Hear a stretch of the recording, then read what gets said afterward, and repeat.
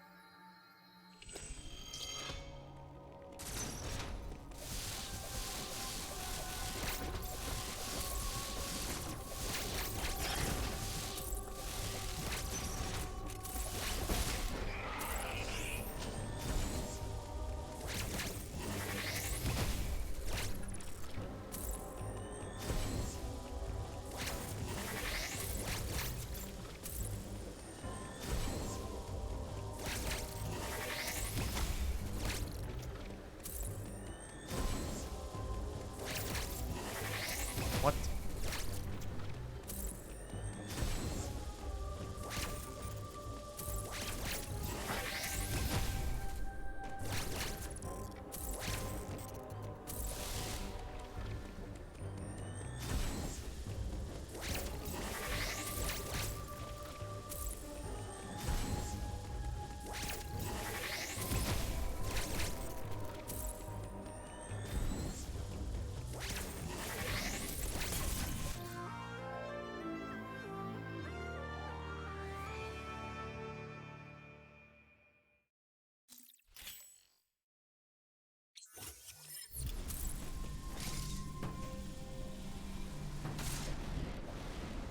What is that?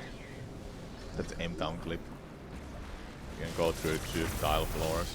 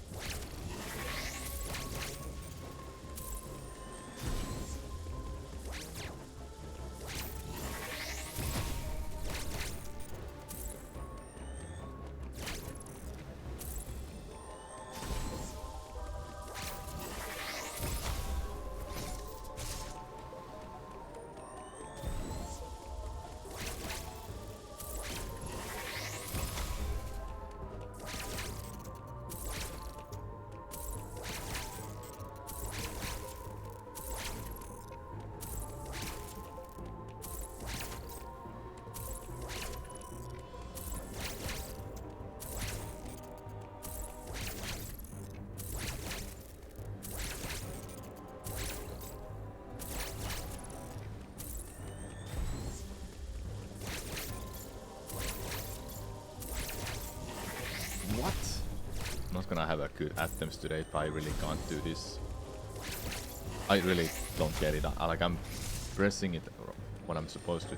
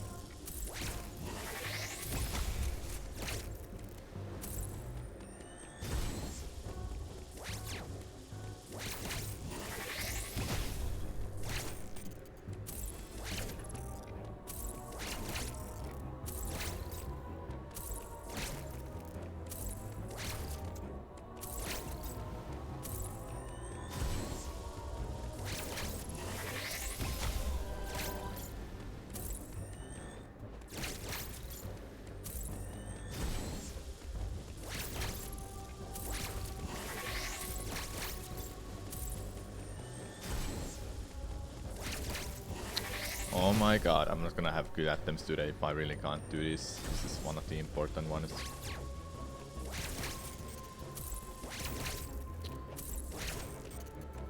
Like, I'm pressing slide when I'm supposed to. Am I pressing it too early? Like, seriously.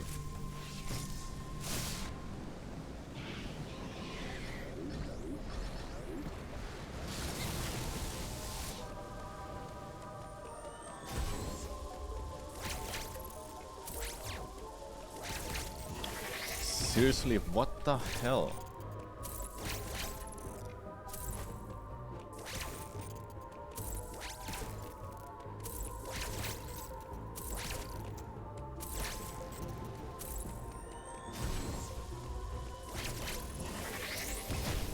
My god.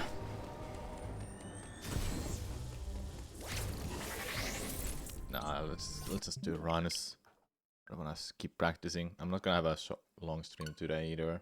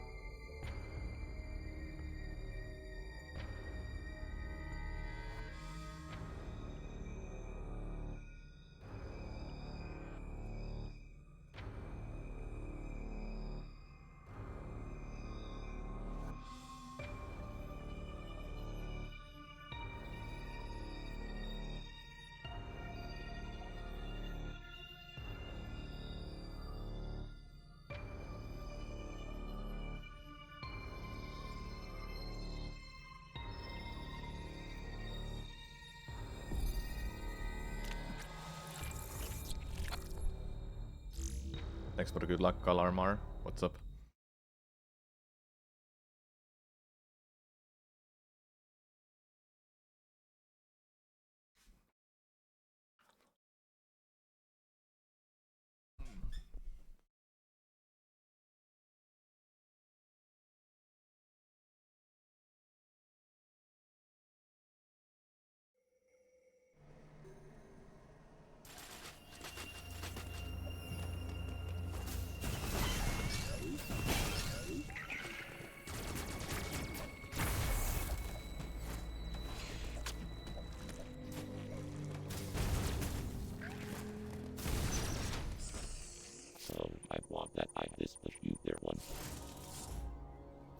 Oh, you've been training.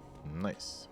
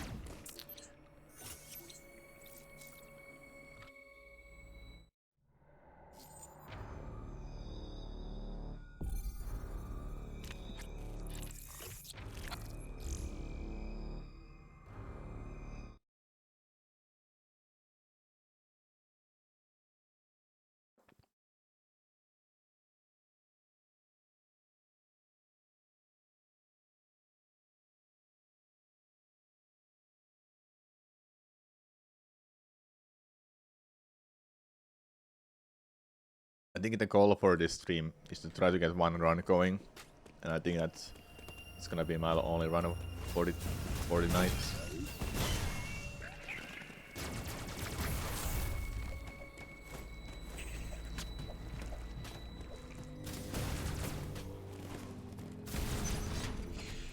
So I wanted that I have this with you there one.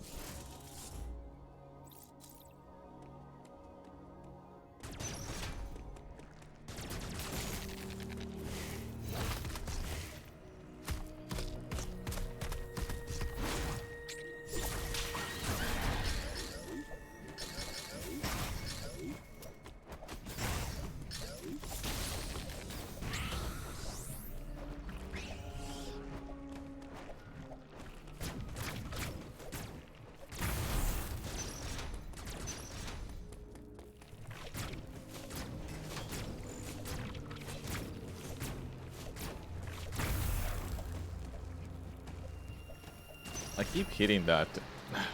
My finger slip. I keep hitting that corner too much. I do a bull jump.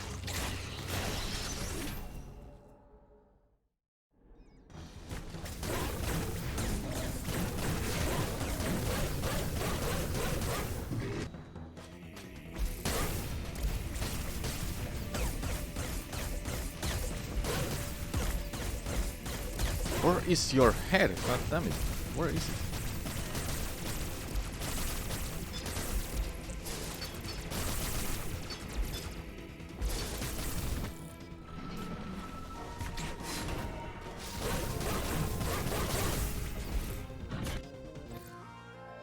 That was something.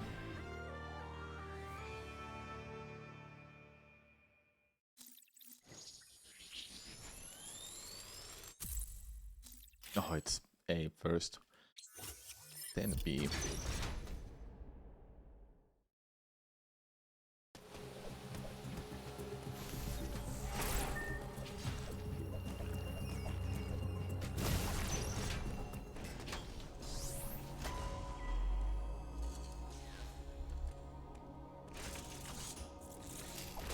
Uploading data.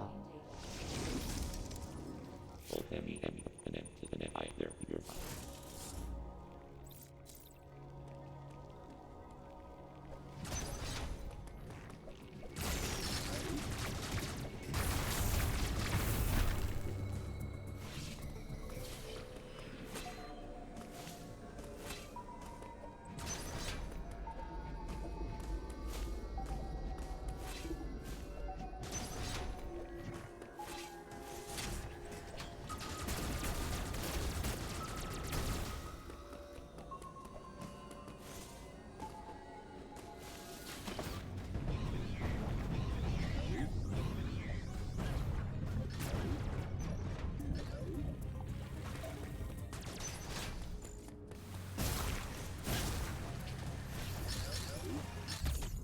Perfect. First try.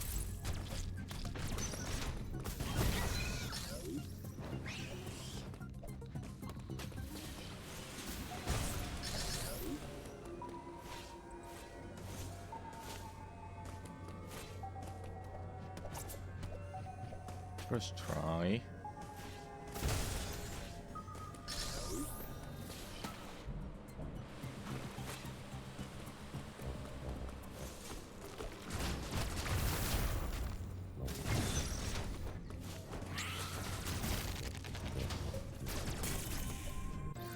Thanks for good luck, Isaac.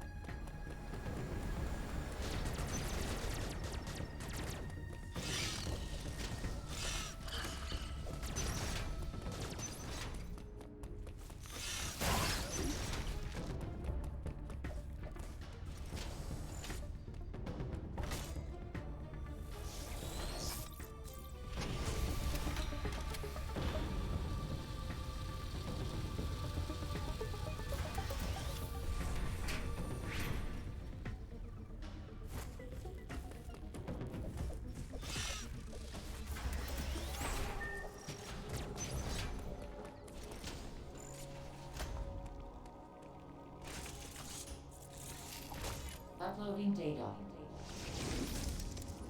There was no useless you can hunt there.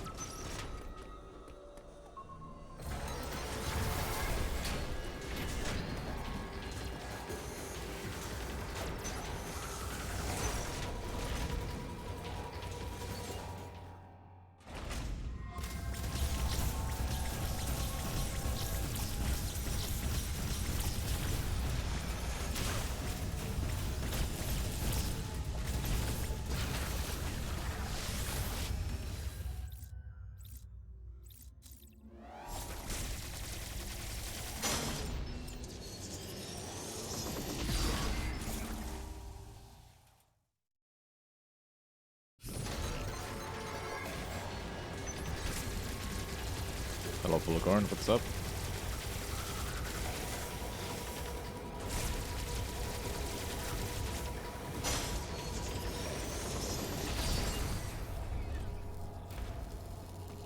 Thanks for the good luck. I'll need it. Thanks for the good luck, Wizard. What's up? I won't have a long stream today, chat, like it says in the title. Depending on how I feel about this run, I'll restart. And I'll try again, then we'll see. If the next run is better. Depends. But I don't wanna be streaming longer than max 3 hours, pretty much.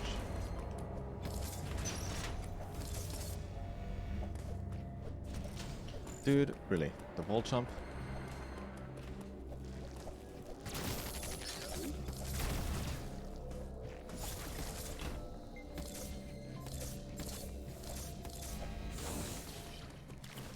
I don't understand why it didn't count. I touched the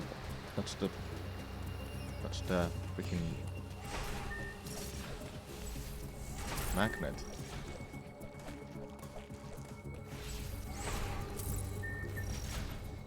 Well, that's disgusting.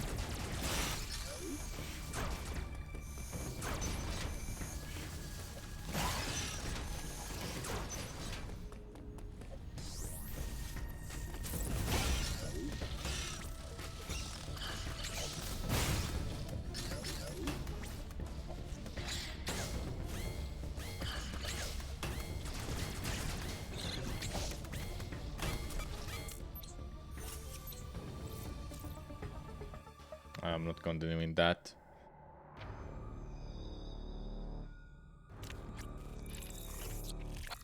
Long stream or Riot? Just Riot then.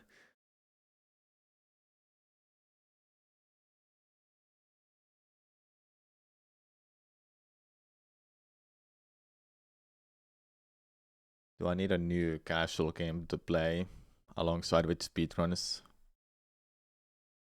I'm not gonna be able to do speedruns only for this game if I keep mashing for the final boss. My hand gets really direct for that.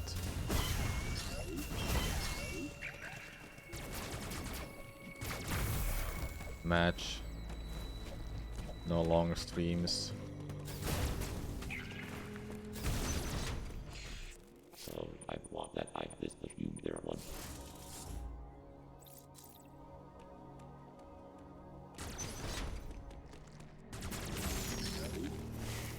A lot of glitches being found later in the game to bring total down to near sub 1 hour. Yeah, the world record is 45 minutes or something stupid.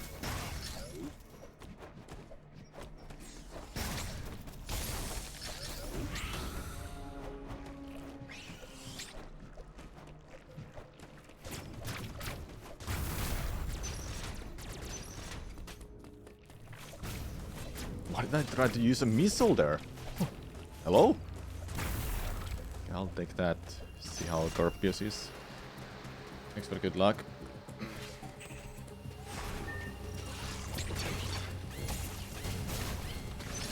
Well, that was stupid.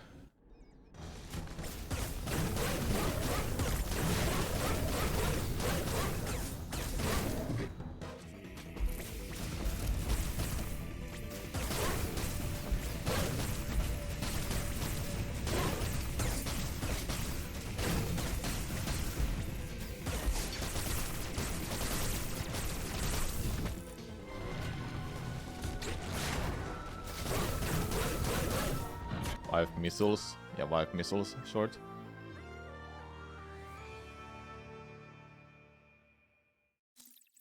Yeah, but yeah, there's a lot of new glitches found that makes the time go under 1 hour. This route that I'm doing is slower than the fastest route, but meanwhile the fastest route has a lot different ending. And the reason I'm not doing that because I don't like it. It's just really stupid. Like, turning around 90 times just to get the right skew angle, then you have to get the skew angle, the correct skew angle first try is just painful.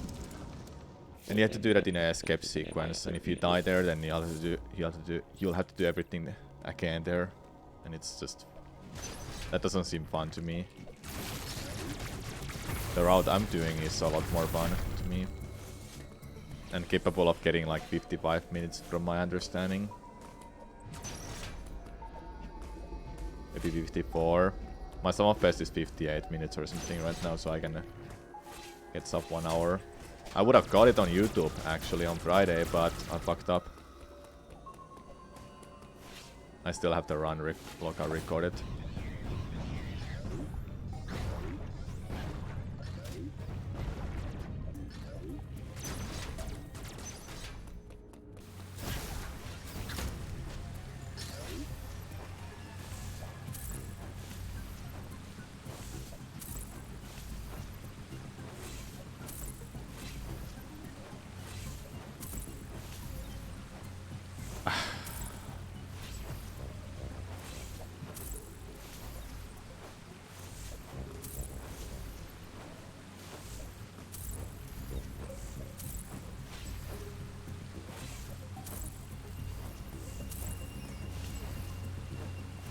Seriously?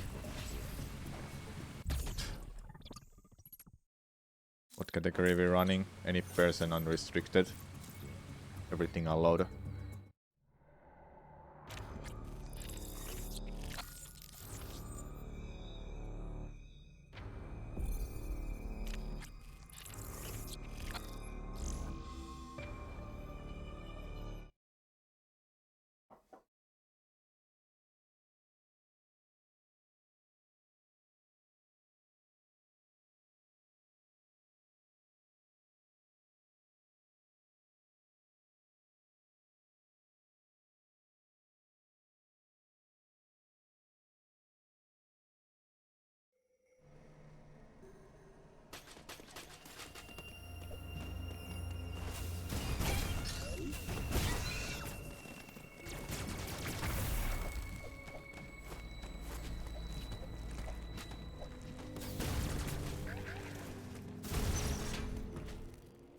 I want that I this the shit you there one.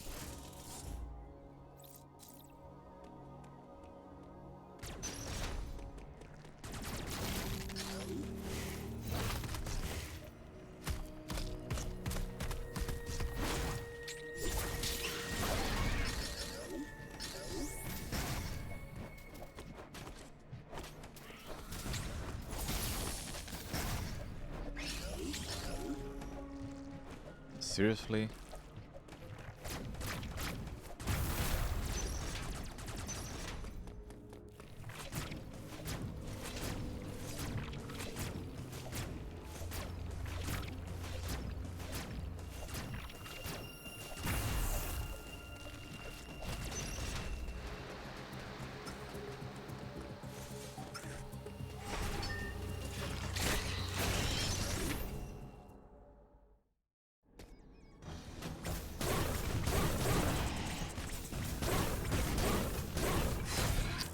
Oh my god, I'm not getting any good attempts going.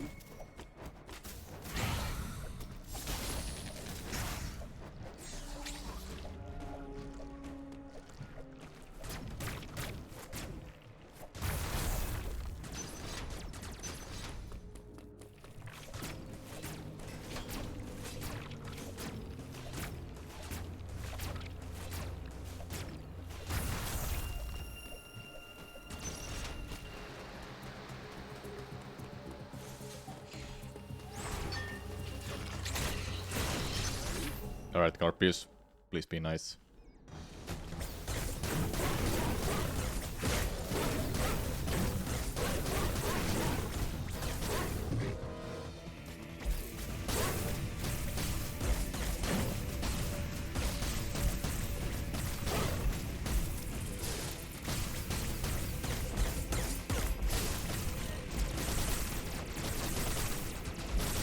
Sometimes I just don't understand that head position at all. Like, why is it so impossible to hit that when it's like right above? And I would assume I get one of those missiles to hit, but all of them just misses every time.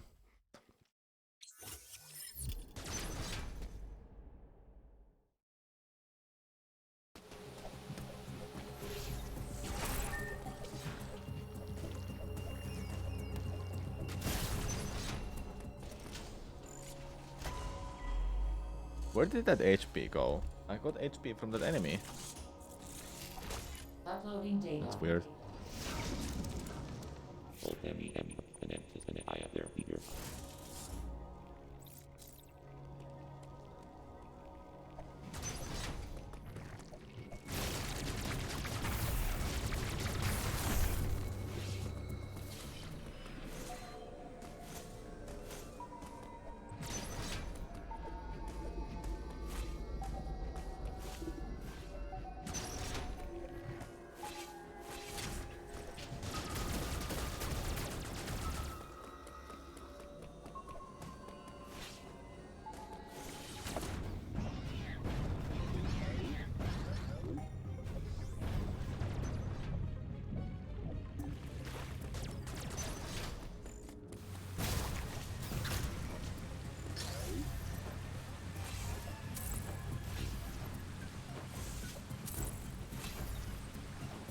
Seriously.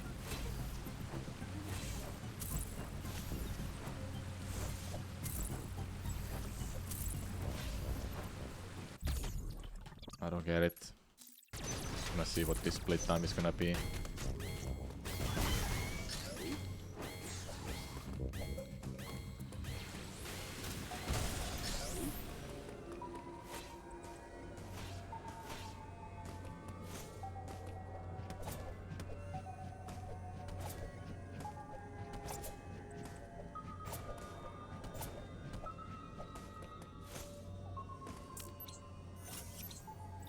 I'm not in a good mood for runs, I guess.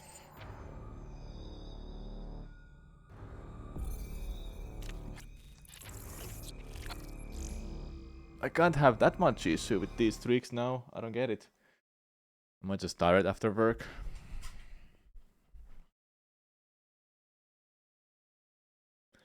Drink water. I got some time, 10 seconds.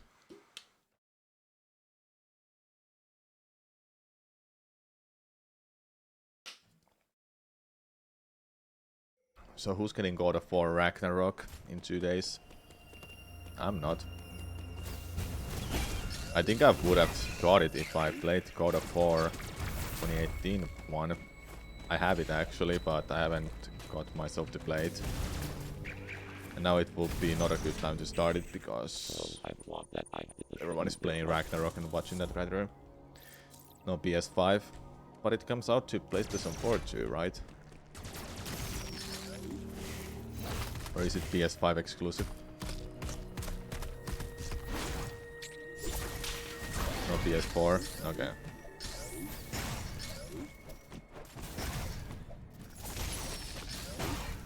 How does it feel to have exclusive games, hey? It's fun.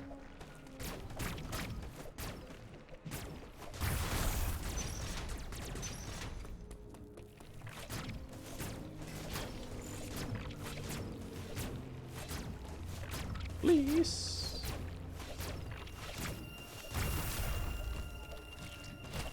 Dude, I don't understand this corner. Like, what makes this so hard to grab? Like, seriously. What makes that so goddamn hard to grab? I don't get it.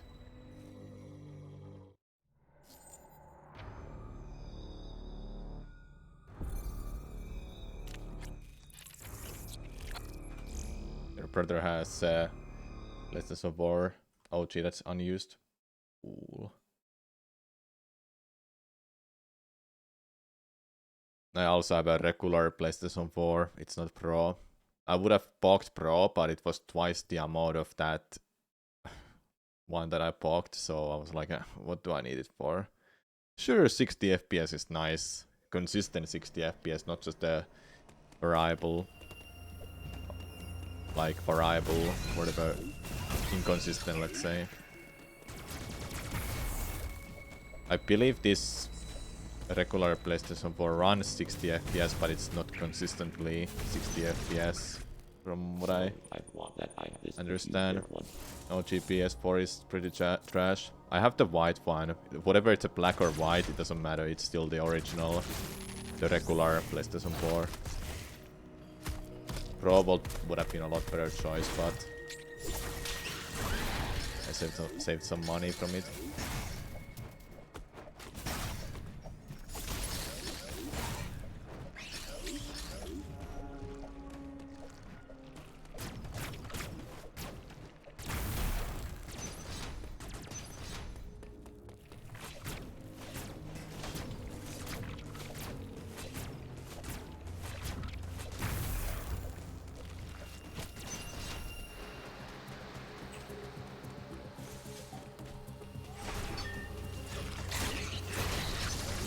What's up?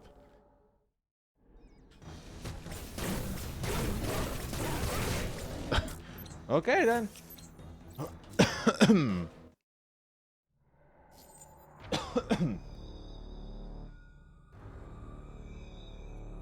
I forgot to check. Does Silent Hill exist in PlayStation 4 or not? I don't think that there's any way to get original 1, 2, 3, I mean, the trilogy Silent Hills on PlayStation 4.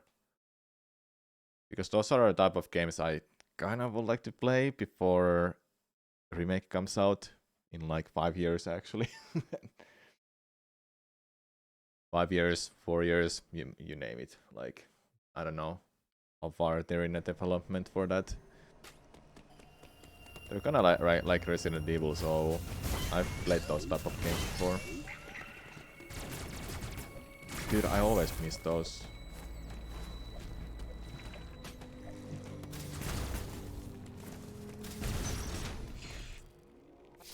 Ragnarok is 79 euros on PS Store. Just like Village, Resident Evil Village was 80 euros on Steam. Wasn't there an HD collection of some sorts of PlayStation 3? Well, I'm asking for PlayStation 4 because I don't have PlayStation 3.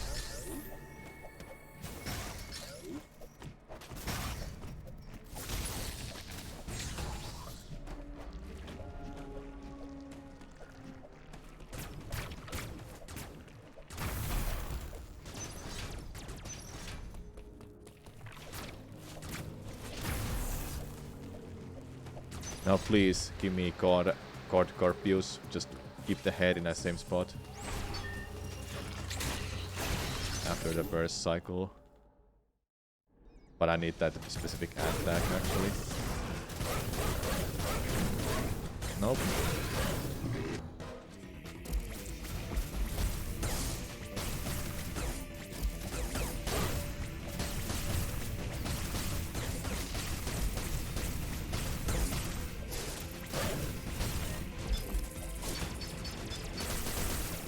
Oh god, Garfius. Rip.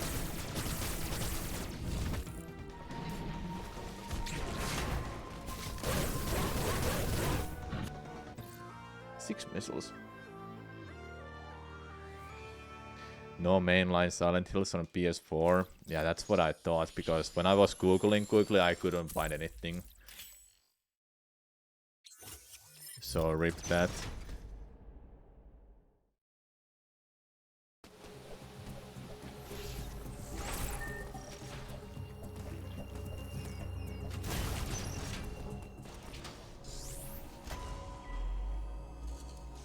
I think Steam has something, but that is definitely not the mainline Silent Hills. There's just no way. I will be surprised there's nothing, actually. I could easily check it out right now, but I'm on a run.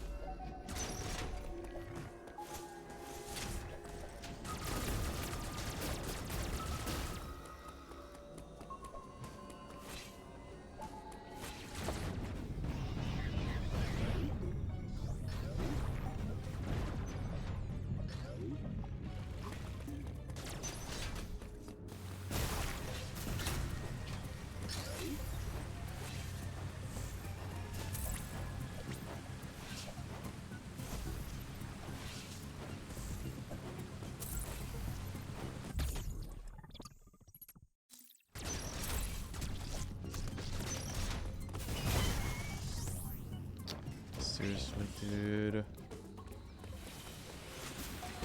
This is just a reset fest tonight and I really don't like it. I want a run going.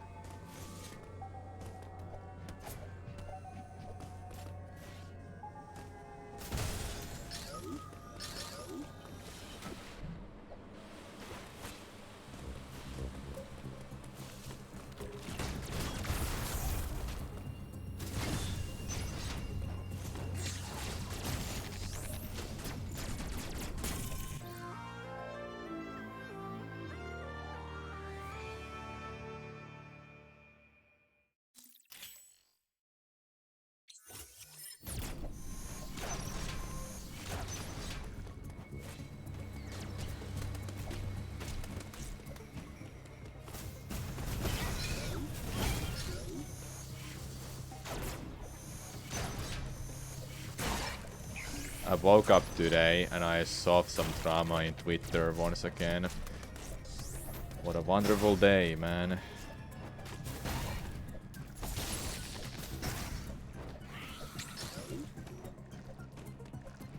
Within streaming space, actually.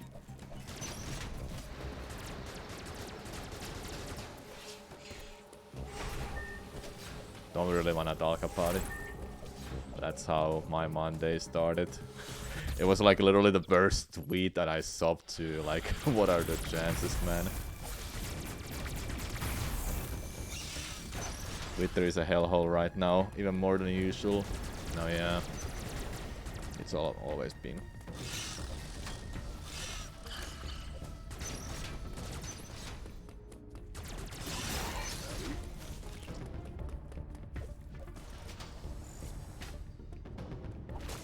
I'm gonna stop tweeting about anything that I have in my mind. I'm only tweeting about the content stuff that I have, or funny clips that happened on stream, or small edited videos, or when I announce an event that I'm doing. Depends. Uploading data. There is no useless you can hunt there.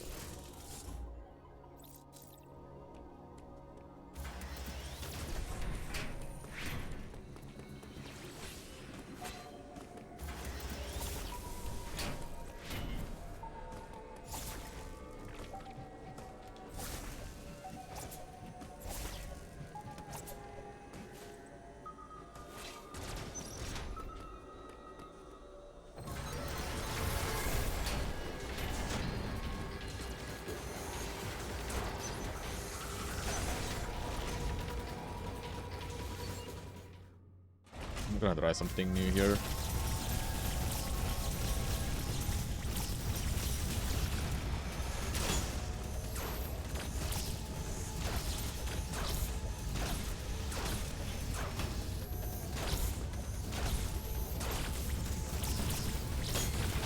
That is slow as hell because I don't have a diffusion beam.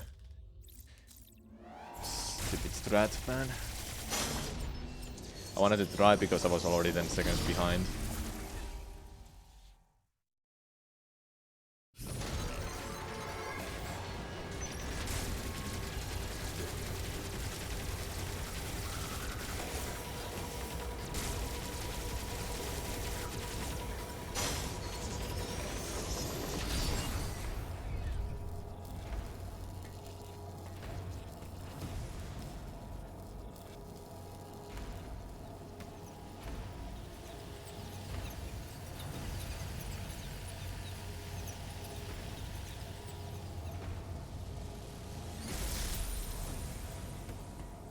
Dude, I tried a strat and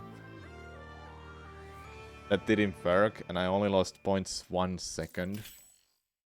Okay. Like I easily lost like, I don't even know, 4 seconds there at least. Might have been less than that, but still.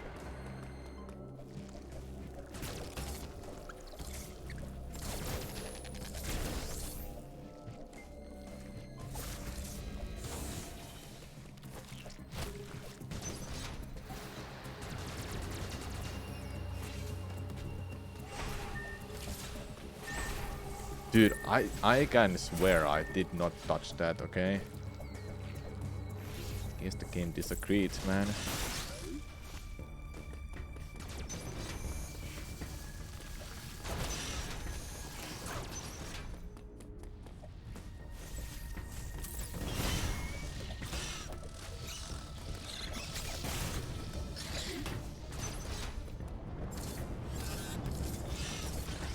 I think I bought a new strat for that. Man. Sometimes the game just says no. Yeah. I think I bought a new strat for that. That damage boost. That was consistently moved there. 14 seconds, 14.7 seconds behind. I don't like that. Like I'm over half a minute off from my gold splits. And I'm only 10 minutes in the run, so I don't think that's a really good start for me at all. I might continue for a while and see how Adam's save skip is gonna be.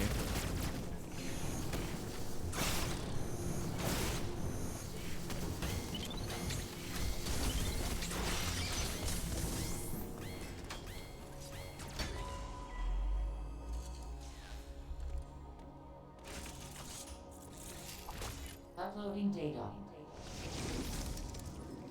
Yeah, Yeah, it's 48 minutes with this version that I'm on. Faster version is Legacy, the previous version basically. But it's not available anymore. You would need to have a factory restarted Switch and a physical version of the copy of the game.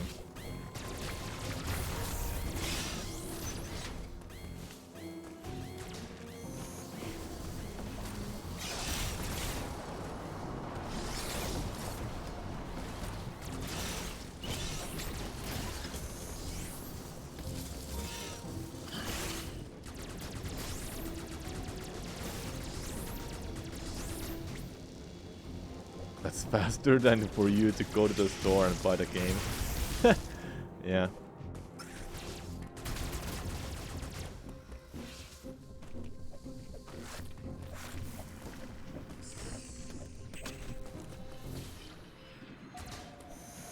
Has anyone done those like refunds with physical games? Because you know, have you seen those videos where people are speedrunning the game or completing everything in less than 2 hours because the policy system for refunding or whatever, you know, in Steam is that you can play for less than 2 hours and for whatever reason, it doesn't matter. You can refund. You can ask for a refund on Steam. Come on, go away.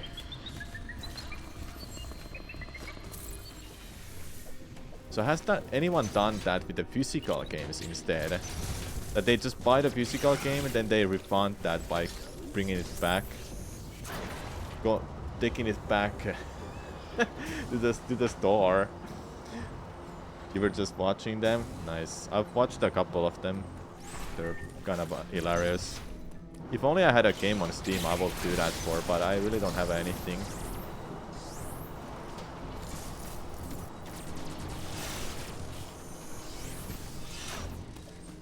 Nice. I'm not paying full price for a 1 hour game, man. Yeah. If only I knew some games on Steam, I would honestly do that because it's good content.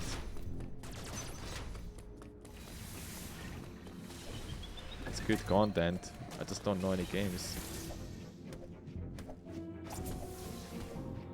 That was never gonna make it.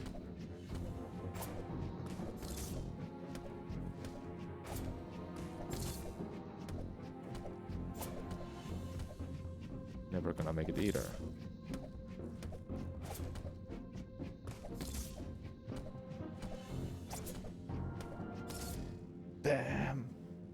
happened with Metroid Other M. I beat it. Yeah, Kai at the store is like, what? You just beat that in an hour? What?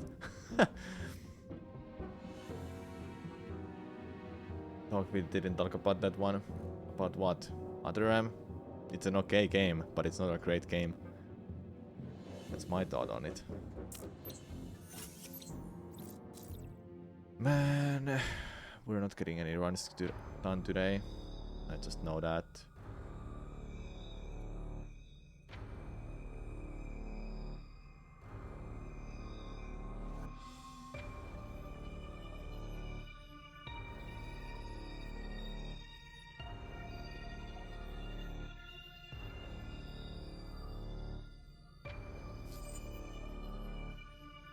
We mod missiles for the first part about Other M. I don't know. I thought that was well done because motion controls don't affect me. I do like motion controls. Sometimes they're annoying in some cases. But where's Waldo? Look at this 1 pixel in a first person mode. That's kind of like no thanks, dude. Why that is even in a game?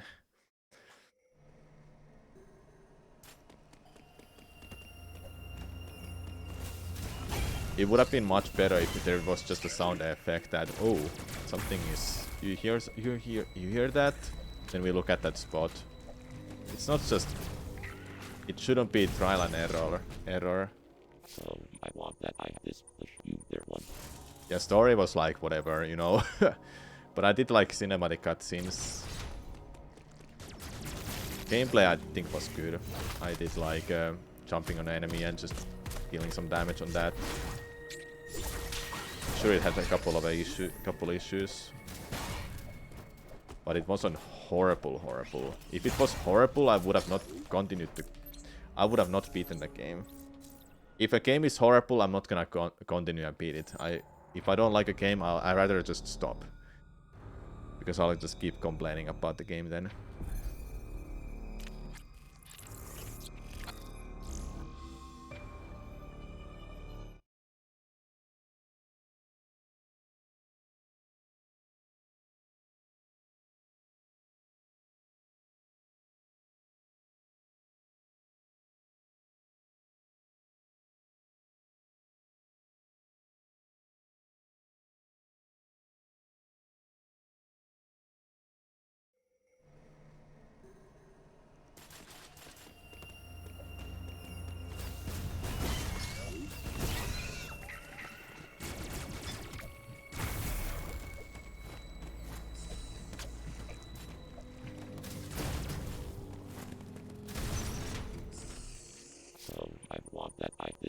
I like to think that we all have this one game that we endlessly complain about despite having like 800 hours in.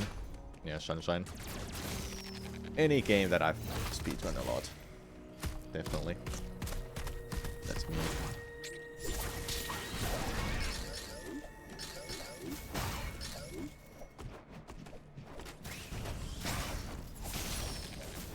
I have no idea what kind of movement this is, because there's something oddly off with that. With that jumping that I do there.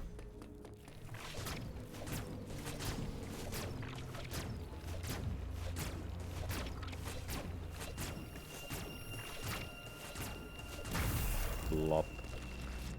Dude, fuck that corner! Like, what the hell, man?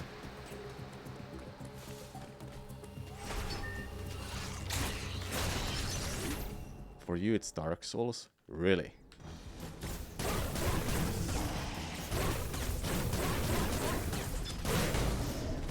Nice. Final Fantasy 14 for you. You played a lot of PvP in that game. Oh, you play PvP for it. I didn't care about PvP for Dark Souls games at all.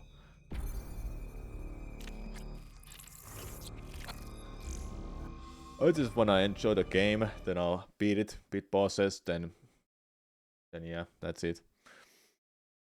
I'd rather do challenge runs for Souls-like games and such if I wanted to play it more. Sekiro no Hateful P1. It's not like that long. It's like an hour long. An hour and a half, depending how carefully you take some parts. But it should be an hour long. Speedrun is half an hour to me. And that's with Shura ending, by the way. Is this hard mode? No, it's rookie mode actually. It's a journalist mode that I'm playing on. Pretty much the only reason I would play on a rookie mode, and everyone does play on rookie mode, is because you get 30 missiles instead of 15 missiles. Normally you get 15 missiles when you start the game, but rookie mode gives you 15 extra, so it makes it 30.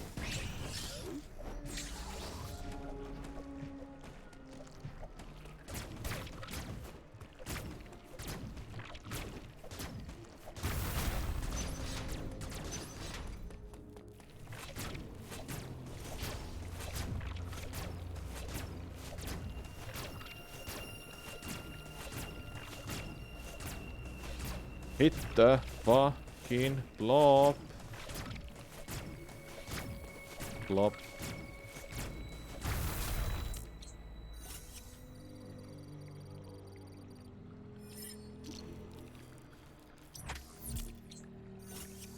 No, I didn't save that. Wanna see this quickly.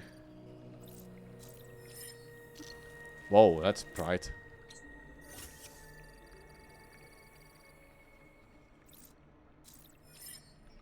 Perfect.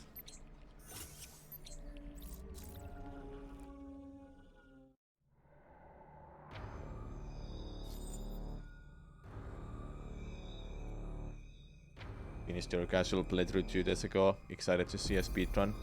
You won't be seeing a full run today. I'm not gonna be able to get a run going on probably. Give me like 15 30 minutes or something and I'll stop then if I can't get a run going. I think it's not the best day for runs when I've done 10 hours of work.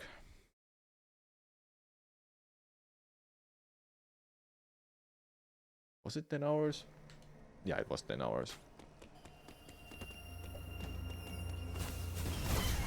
But it's fun work, so it's not that bad.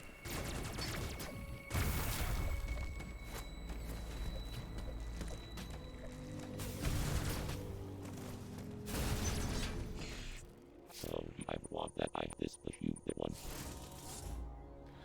And I haven't practiced this game lately. Like, I don't actually practice this game offline. All the practice I've done is on stream.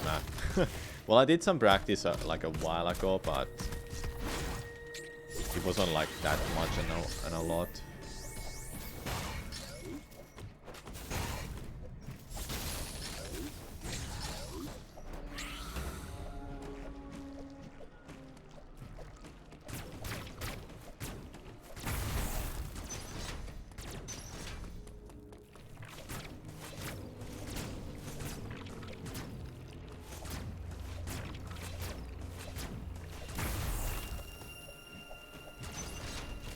Okay then.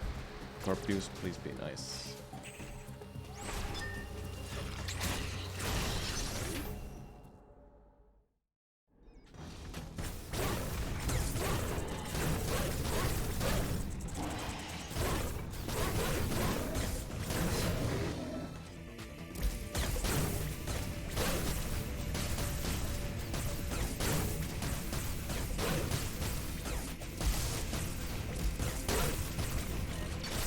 It's one missile away. I swear it's one missile away. No.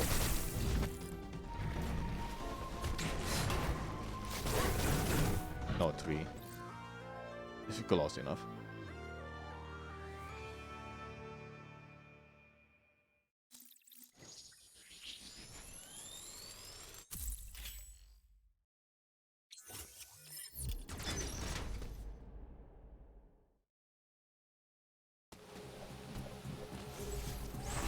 What the fuck, man? What the fuck, man? I don't grab that ledge.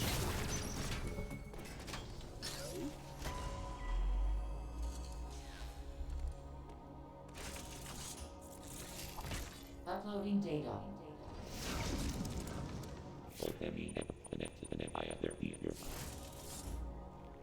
There's this one video I've been trying to work on for like past 2 months. I thought I made some progress when I managed to like write this script, and I recorded voiceover. But when I was thinking about it at work one day, I was just thinking that's a really bad script what I was reading. Like, I just didn't like it, so I scratched like 90% of that. So I'm 10% done with the video script, pretty much. I had to start over because I just didn't like it, man. There was something oddly off from that I didn't like in it. Can you get there? What is going on?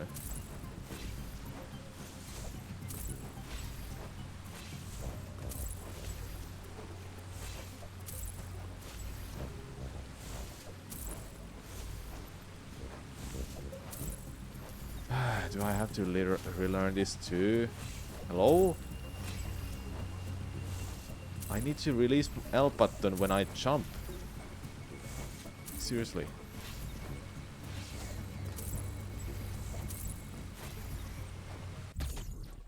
Dude, like seriously. My favorite Metroid game, Prime 1 or Prime 2 or Dread or Super Metroid, I really don't know. I think I'm leaning towards Prime 2 the most.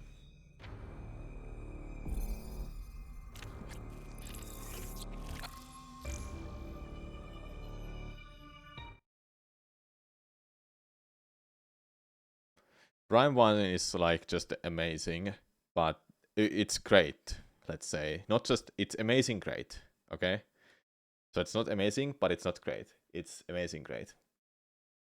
And Prime 2 is amazing because it fixes all the issues that Prime 1 had. Of course, it didn't fix everything, but it fixed most of the issues that it had.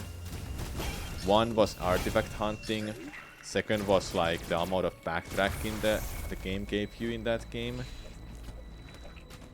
Like Prime 2 is a bit more linear, but it's not completely linear. So I would want that. Prime 3, on the other hand, is like the most linear in the whole trilogy. Hey Karad, thanks for the good luck. Something what I like about Prime 1 is just it's so flashy as a speedrun. It's a really hard speedrun. Then Prime 2 is hard as well, but it has a lot of out-of-bounds shenanigans.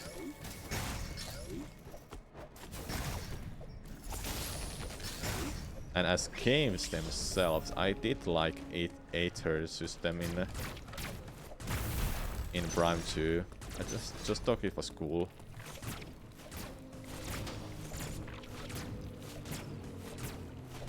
How many times am I gonna hit the ball there? Please. Do I prefer GameCube or Wii controls for Prime? I prefer GameCube. I have only played Prime 1 and 2 on GameCube. I've never played them on Wii.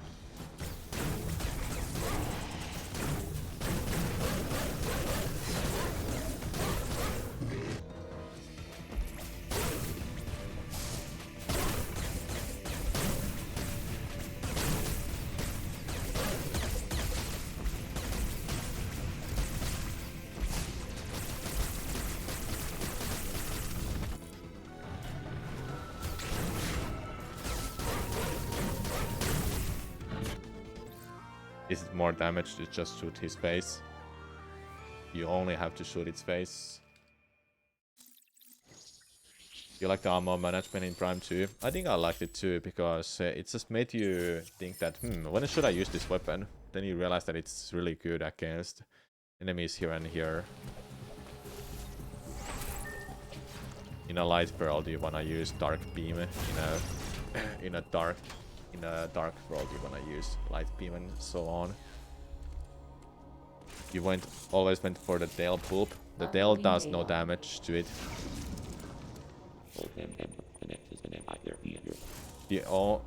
The only way it takes damage is its head. Tail is just for getting to the third phase.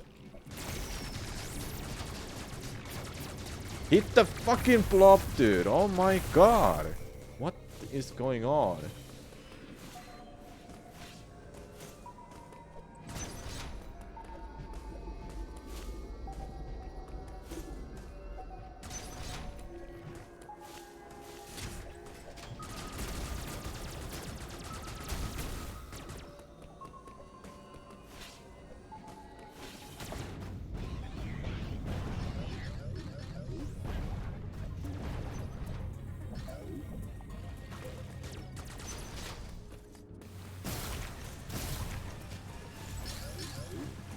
Okay, I got it. Just try.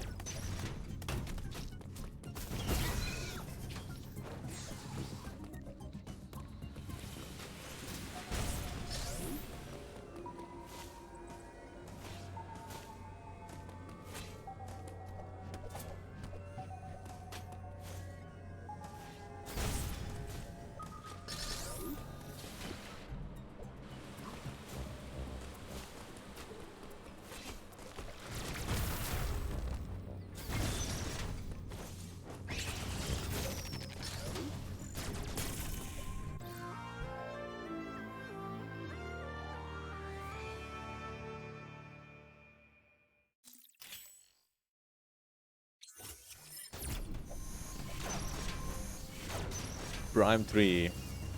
I do like Prime 3, but the hyper mode makes it really easy.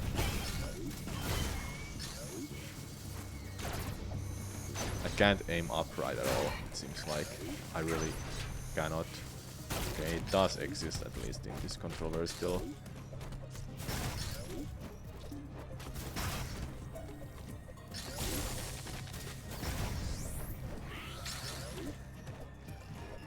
Stop bonking to random places, please. Dude, for fuck's sake. Any mistake is starting to annoy me, which is not a good sign to do runs anymore. Should stop. I've only streamed like an hour.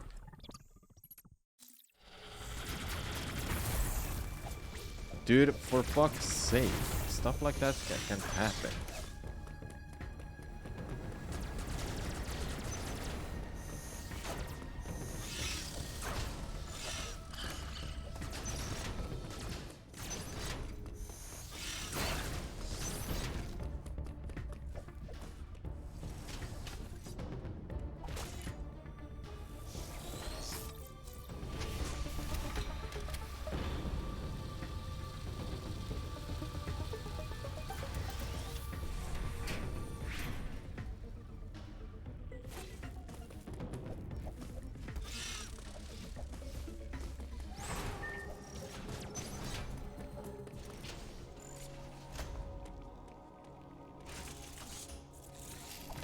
Uploading data.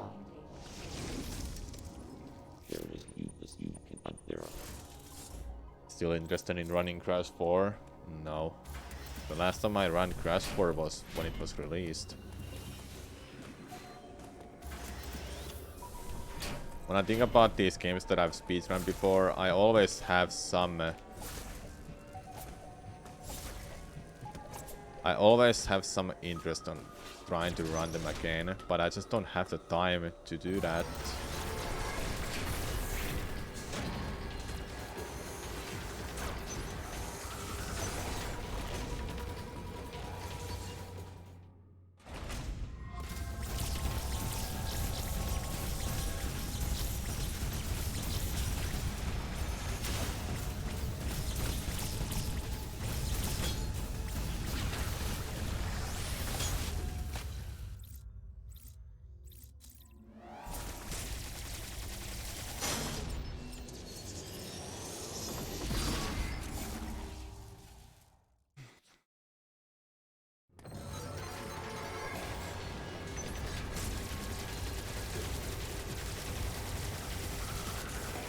Oh my god.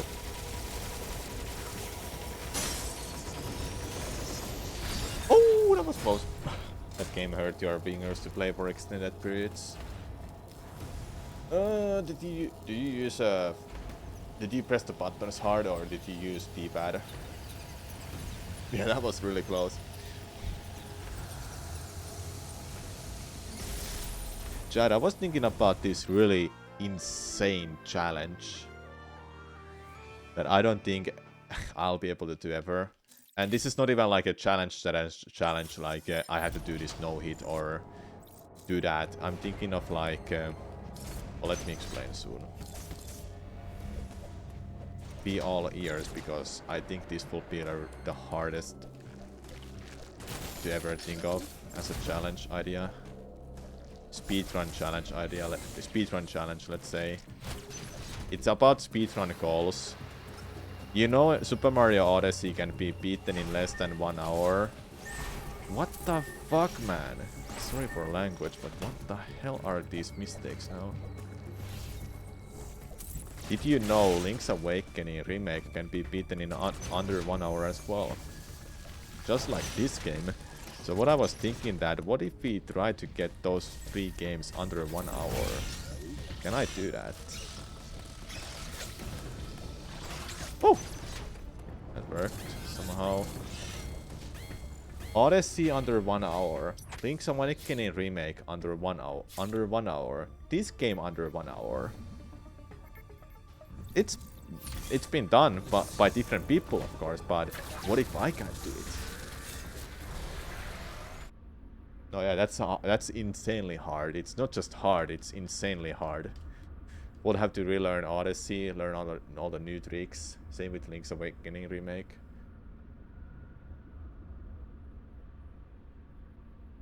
Think they will make a mod for Dread and a Zelda game where they like did the Link to the Past and Super Metroid.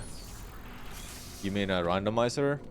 That's always a possibility, but I think the technology is just not there, or resources maybe, no idea.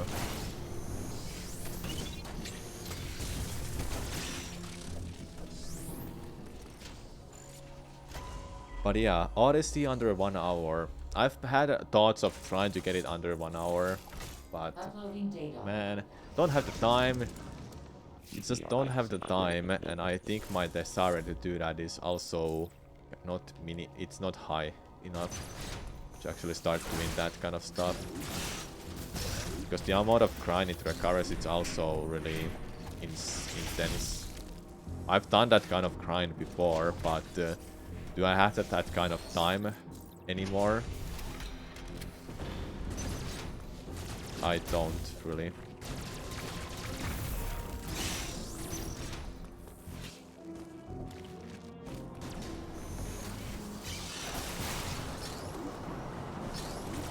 That's not gonna work.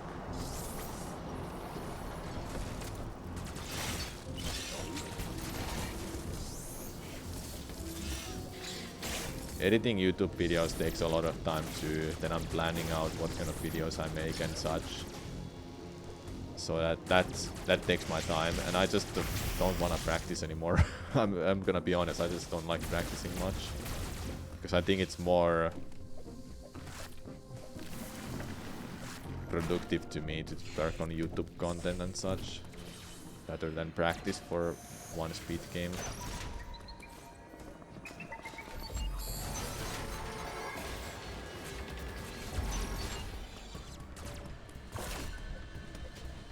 What the hell is this run, dude?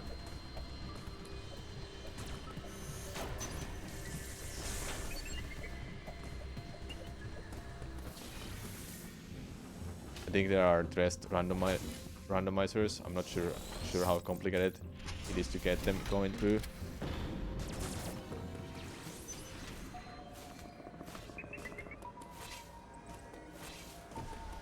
There is a thread randomizer, yes. But there is not Link's Awakening randomizer as far as I know. I might be wrong. There might be a randomizer. With all the glitches and stuff that the game has, it's possible to make a randomizer for it. Just gotta make some places open, so you're not stuck doing stuff. You're not completely stuck. I would like to see Link's Awakening randomizer. I'm talking about Link's Awakening remake, not the original version.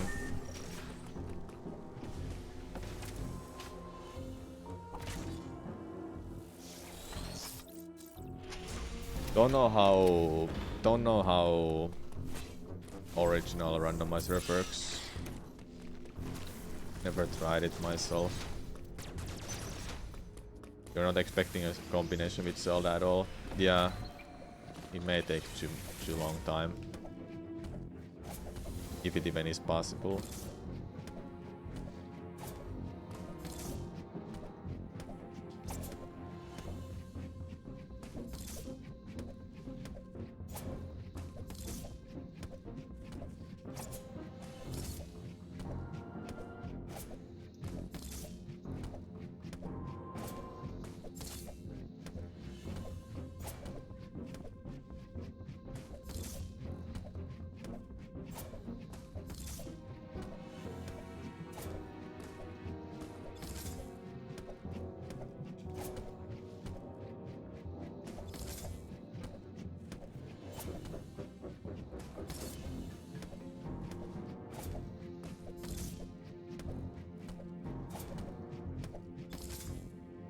Oh my god.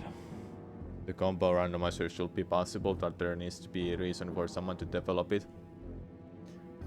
Yeah, I don't know who is developing this stuff anyway.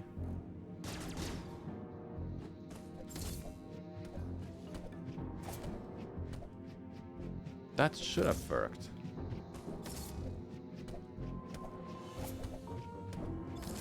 How did that work? Okay. Hey, consistent. Too early melee.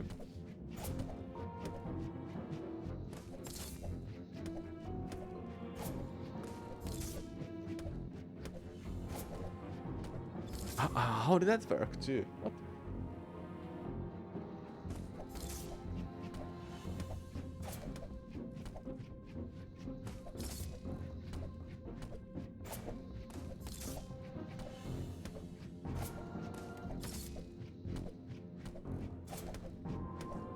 How did that work too? It doesn't make any sense to me. Usually you wanna like melee in a moment, in a way that it makes you fall down faster, if that makes sense.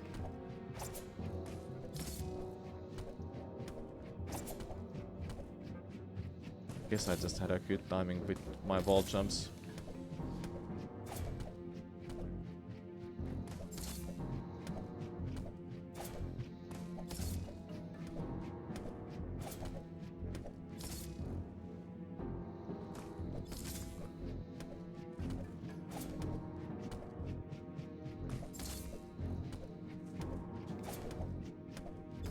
Okay, it doesn't have to be exactly like what I imagined it. Oh. Just really well timed melee and that's it. Hey, Undying. Nice. Which run you watched? Like TP, LDDP. Done this for Papu. You mean LDDP randos? Dandis? What is Dandis?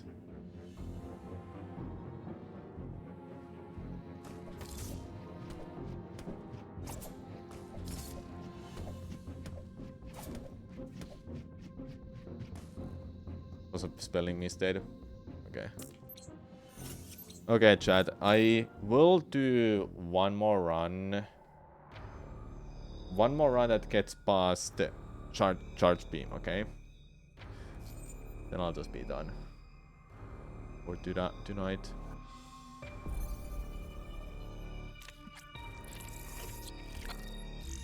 One more run that gets past charge beam.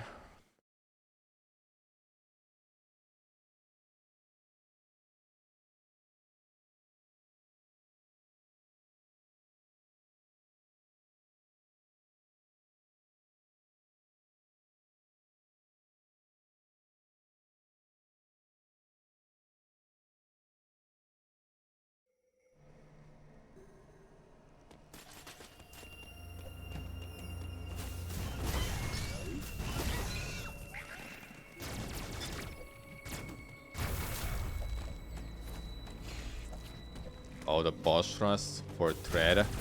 That was kind of mess, but it was fun. So I want that I have the you make their one.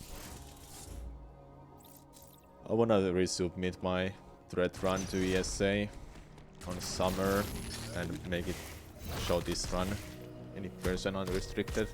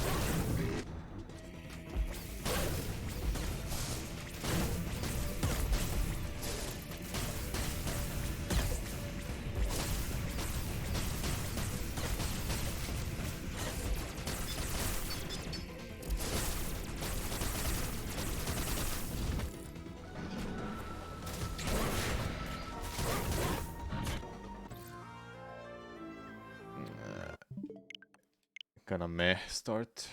I'll restart that. Well, good thing I restarted. I didn't even have a local recording on.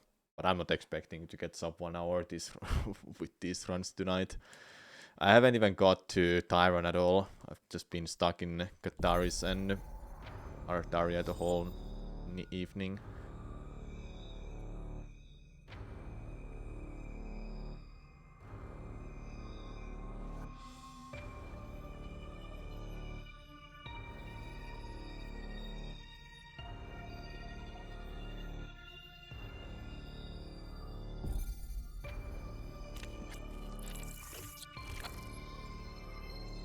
Adam's gift sucks. Yeah, that one too.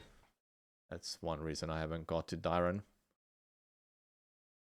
And I'm just not taking like almost any run, even though I'm ahead by a little bit.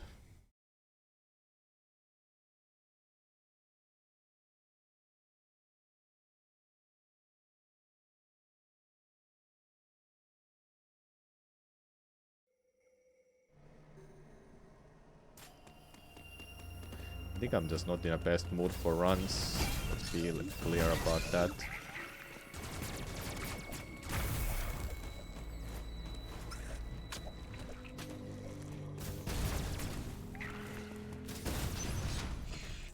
So I want that I have this you make their one. But yeah, about that sub 1 hour idea for Odyssey and Link's Awakening remake. That will be hella a hard grind if I decide to go for that.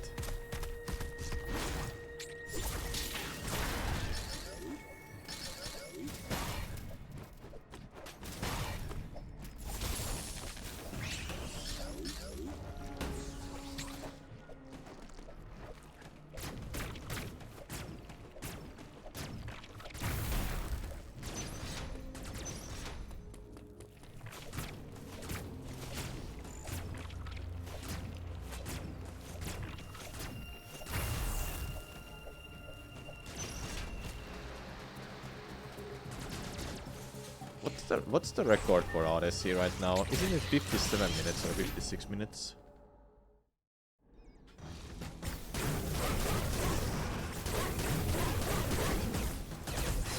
Dude, what are you doing? I'm pressing L to stop. Oh my god, man. Like, I don't want to just jump straight on its head. I want to move slightly, so the tail will be behind me. But nope, I just jump right in on it. So annoying, man.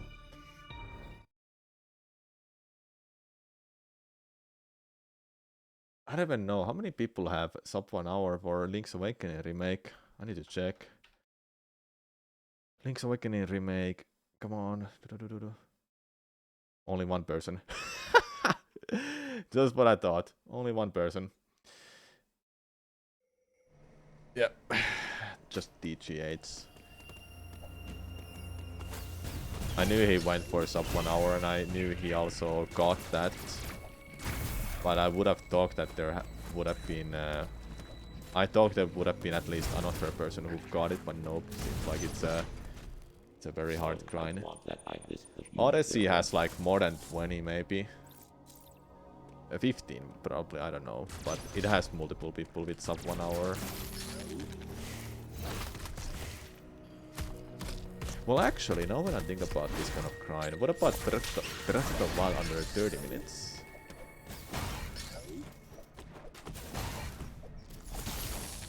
I think that one wouldn't be that bad of a grind.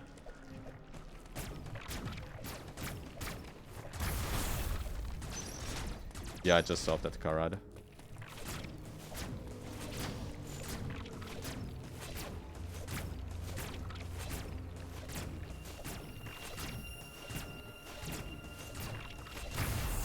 That's Metroid Dread speedrunners chat.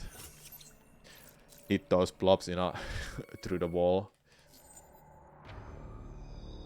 Okay, DGH has 59.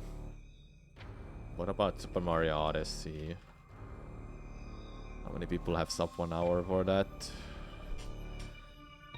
Okay, the record is 56 minutes now for Odyssey. And there are... Okay, I was so wrong. There's 51 people with sub 1 hour for Odyssey. 51 people. 51. I would have thought there's at least 20. But no, it's 51. That's crazy.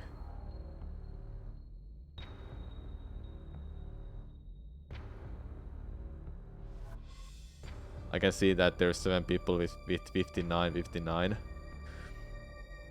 Just that you can see that these people right away. These people right here, you see. They literally stopped running the game right after they got that time. Under 1 hour. Anyway. I think it will be a smart idea for me to stop doing runs soon, even if I don't get to charge beam.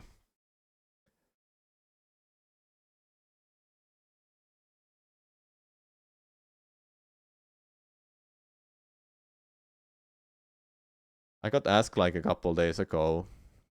Oh, it was in a YouTube stream actually. I was asked that something about the leaderboards. That do I need to submit my run? No, you don't. Like what? You don't have to submit any of your runs. You can literally make up your own rules and categories if you want to.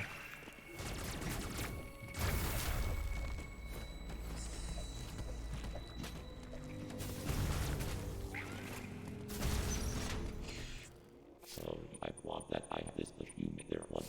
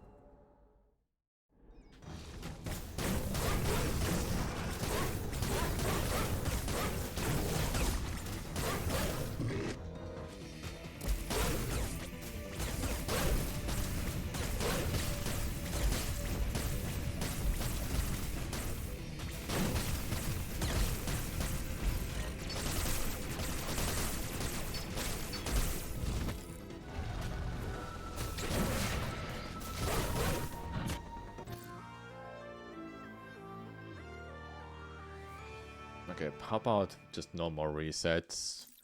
Let this be the last run of the day, okay?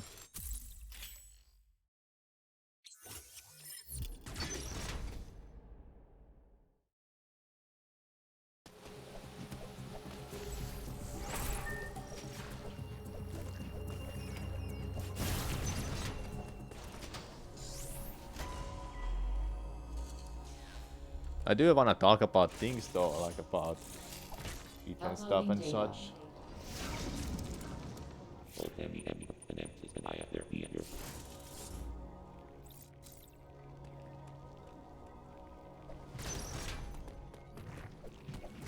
Dude, what?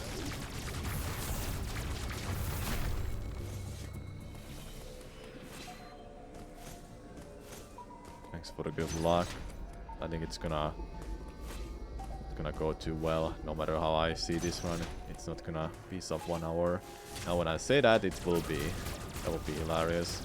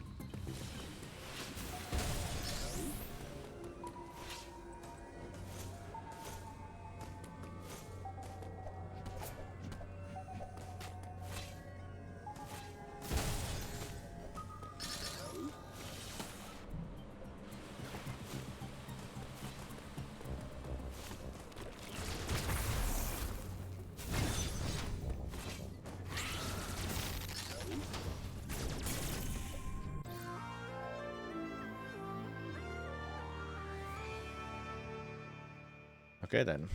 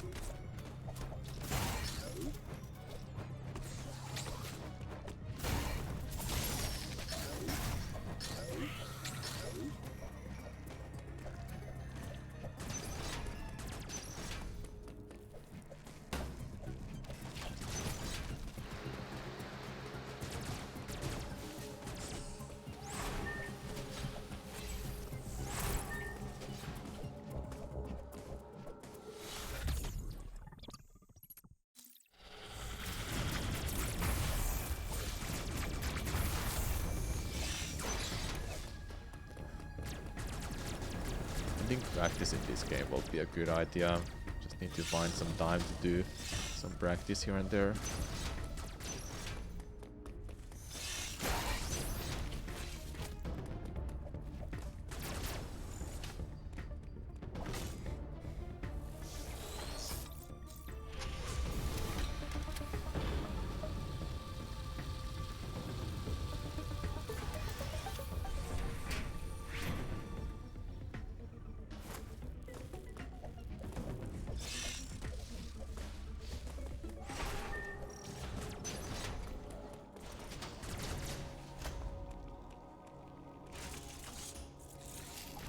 Uploading data.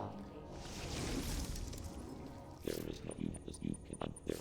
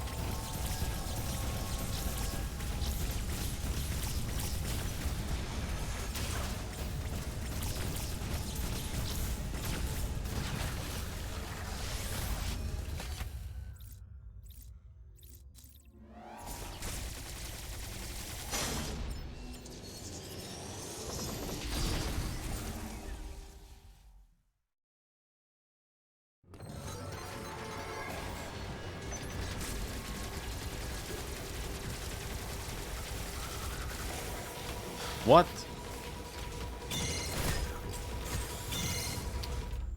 Oh my god, really? I'm too early.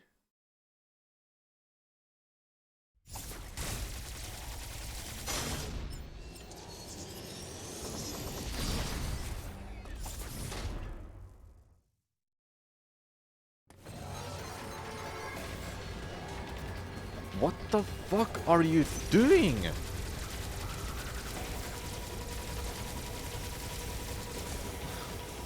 Now you do a... What? Why do you do a slow turn now?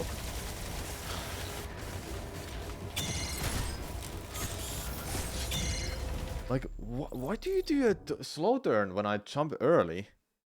But the previous one I just did was the same thing. It's no goddamn sense to me.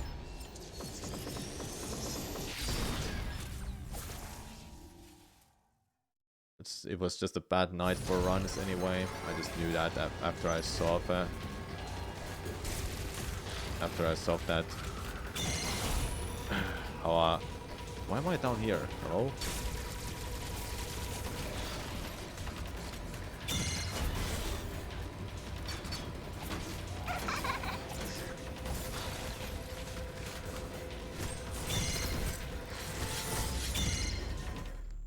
Thanks for the good luck, Malsa, and 11 months, but I'm not doing any more runs.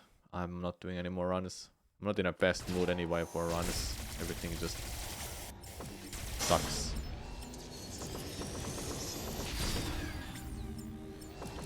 Mario video?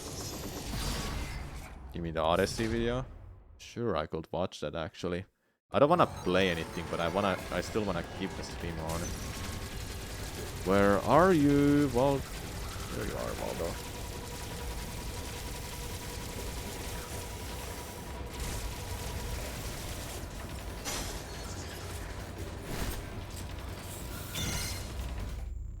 Yes.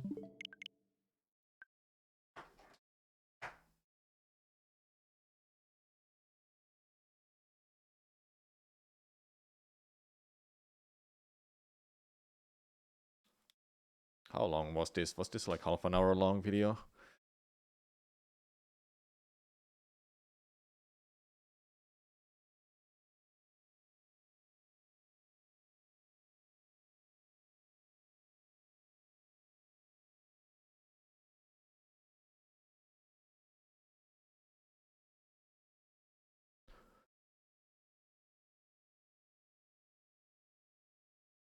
Yep, half an hour long.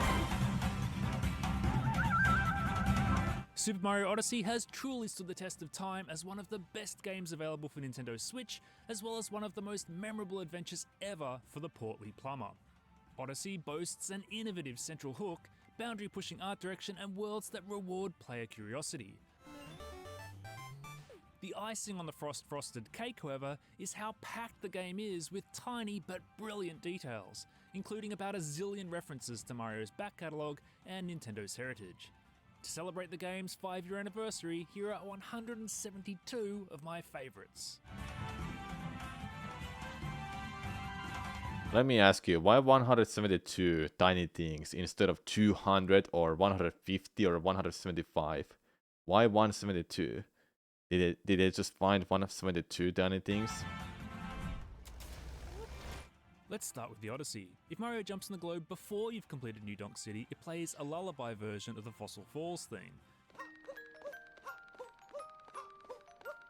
Once you've knocked DK off That his one I perch, knew. however, it switches to Jump Up Superstar.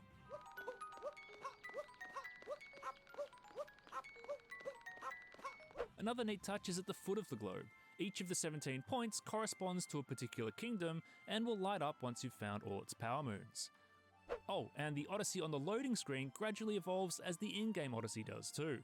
Mario doesn't have to use the door to get inside the Odyssey, he can also use the hatch on top, or the pipe at back. Yep, new Except doors. when it's busted, of course. Mario can heal himself simply by going inside. If Mario sits on a chair, Cappy will sit on the other. And if you stand on the bed, he'll go to sleep. Although, to be fair, Mario can sleep almost anywhere.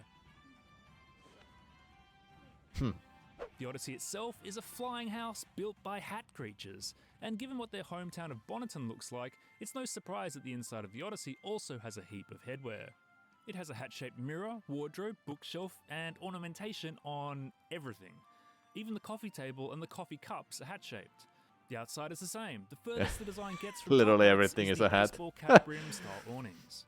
The Bonneters modelling everything in their own image is cute, I guess, leaning a little towards supervillainy. Mario can add his own decorations. I haven't seen of course, that movie and in once he forever. does, there are some fun interactions to enjoy. The Odyssey's exterior, meanwhile, becomes a neat throwback to a bygone era of travel.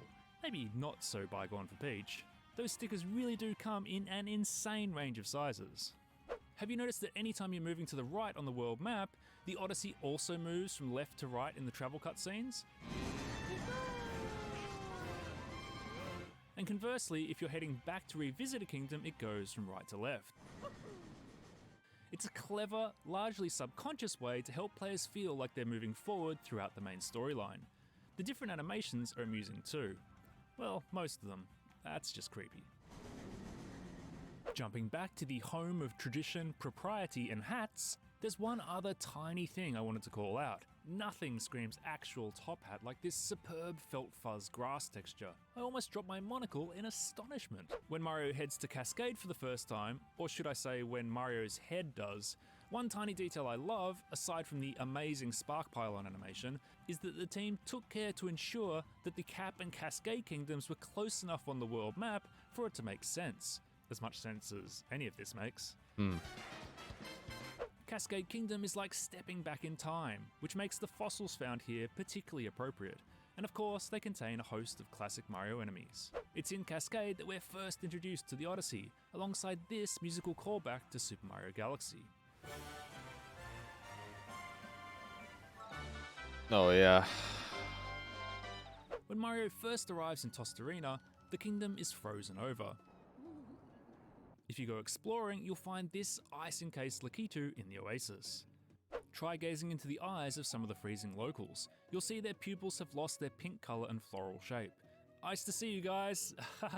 Sorry. One of my absolute favourite touches in the Sand Kingdom is what happens when Mario runs into a cactus. Not only does he have cactus needles sticking out of his nose, but if you then nab a Power Moon, you'll discover this delightful sight. Still have them. A small thing, but if you jump on the head of Knuckletech, he'll grumble at you. Did you know that behind their stony exterior, the Moais have a passion for music? Yep, if you listen closely, you'll hear them humming 3 classic Mario tunes.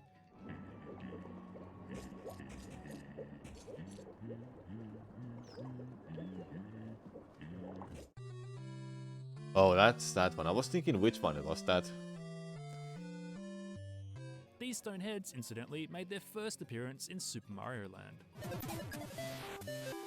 The Lake Kingdom is called the Kingdom of Couture, and it's not hard to see why, with an impression of veils and drapery all around, through to fashion-adjacent gameplay. And once you're introduced to this beret-wearing trio of Locklady style sisters, you can start hunting for them in other kingdoms. When Mario first lands in the Wooded Kingdom, the Steam Gardeners are all in a tizzy. But once you've beaten Torque-Drift, they become happy. Flowers bloom on their heads, they dance, and they shoot water up into the air to create a mini rainbow. I also love the small design decision that piranha plants will simply swallow Cappy if you try to capture them. You have to give them something to chew on first. Cappy almost gets swallowed a couple of times in the Lost Kingdom too. Not only is this a cool nod to Super Mario 64 and Klepto's first appearance, but Cappy's not the only victim of this feathery filcher. Captain Toad says he was dropped by a giant bird, but a different one, which refers to his adventures in Treasure Tracker. Staying in the Lost Kingdom, the book, The Art of Super Mario Odyssey, reveals that the sound tropical wigglers make when they stretch is actually a concertina. It also suggests that the island's colourful butterflies may be the adult form of the tropical wiggler. Lastly, if the coins of this kingdom look familiar, that's because the design is very much based on the Super Leaf, at least the version seen in games like Super Mario 3D Land. So far, we've been zipping from kingdom to kingdom, but now it's time to stay in one spot for a little while. New Donk City, after all, is packed with Donkey Kong references. Oh, All yeah. the streets are named after Literally Donkey Kong everything. country characters, for instance. Yeah, And that best one I of knew. all, there's no mention of the accursed Funky Kong. Oh yeah, there's no Or Donkey Kong, huh? Chunky Pong. The DKC references don't stop at street names either. The original Donkey Kong arcade game was released in 1981 and is referenced everywhere, from the taxi license plates through to the billboards around Did you say town that feature 1991? authentic old school Donkey. The original Donkey Kong arcade game was released in 1981 and is referenced Oh, 81. everywhere, He said from it the really taxi fast. license plates through to the billboards around town that feature authentic old school Donkey Kong arcade cabinet art. Just look at where Mario started out. Sorry, did I That say was Mario. Mario? That was He was Jumpman. actually called Jumpman in that first incarnation, although he looks more like Popeye here. And that heritage is called out in a couple of places in New Donk and beyond. There are echoes of Jumpman. the original game's construction site setting all over the city too. But of course, one of the biggest and coolest nods to the arcade game is the fact that its damsel in distress, Pauline, is the mayor. She's changed a lot from the original art, but her current look actually isn't all that far off the cover of 1994's Game Boy release. It's also neat that Mario takes another trip down memory lane by collecting Pauline's personal effects, just as he did in the arcade game. They even trigger the original sound effect. The festival itself is the ultimate culmination of all these homages to Donkey Kong, with girders that look a lot like those in the arcade game's 25 and 75 meter stages, and classic gameplay that culminates in a confrontation with the Big Ape himself. Incidentally, that DK sprite looks super faithful, but its colours seem closer to the one used in the NES port than in the arcade original. And how's this for a deep cut? See the side-to-side movement Pauline is doing? That's a direct reference to her animations from the arcade game. And this part of Jump That Up one I didn't Superstar know. contains the melody from the arcade game's 25 meter stage.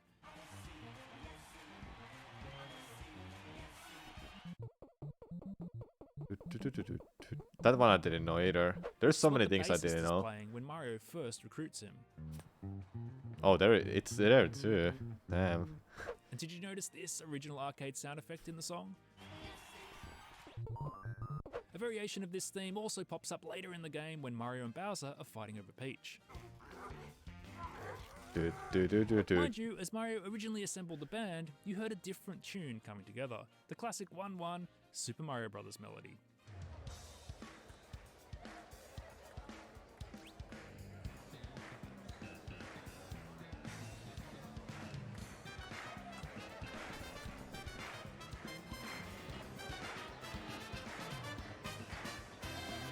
New Donk Theatre even lets you play through a close approximation of that iconic level. Oh, and if you like Jump Up Superstar, you can also unlock an 8-bit remix of it.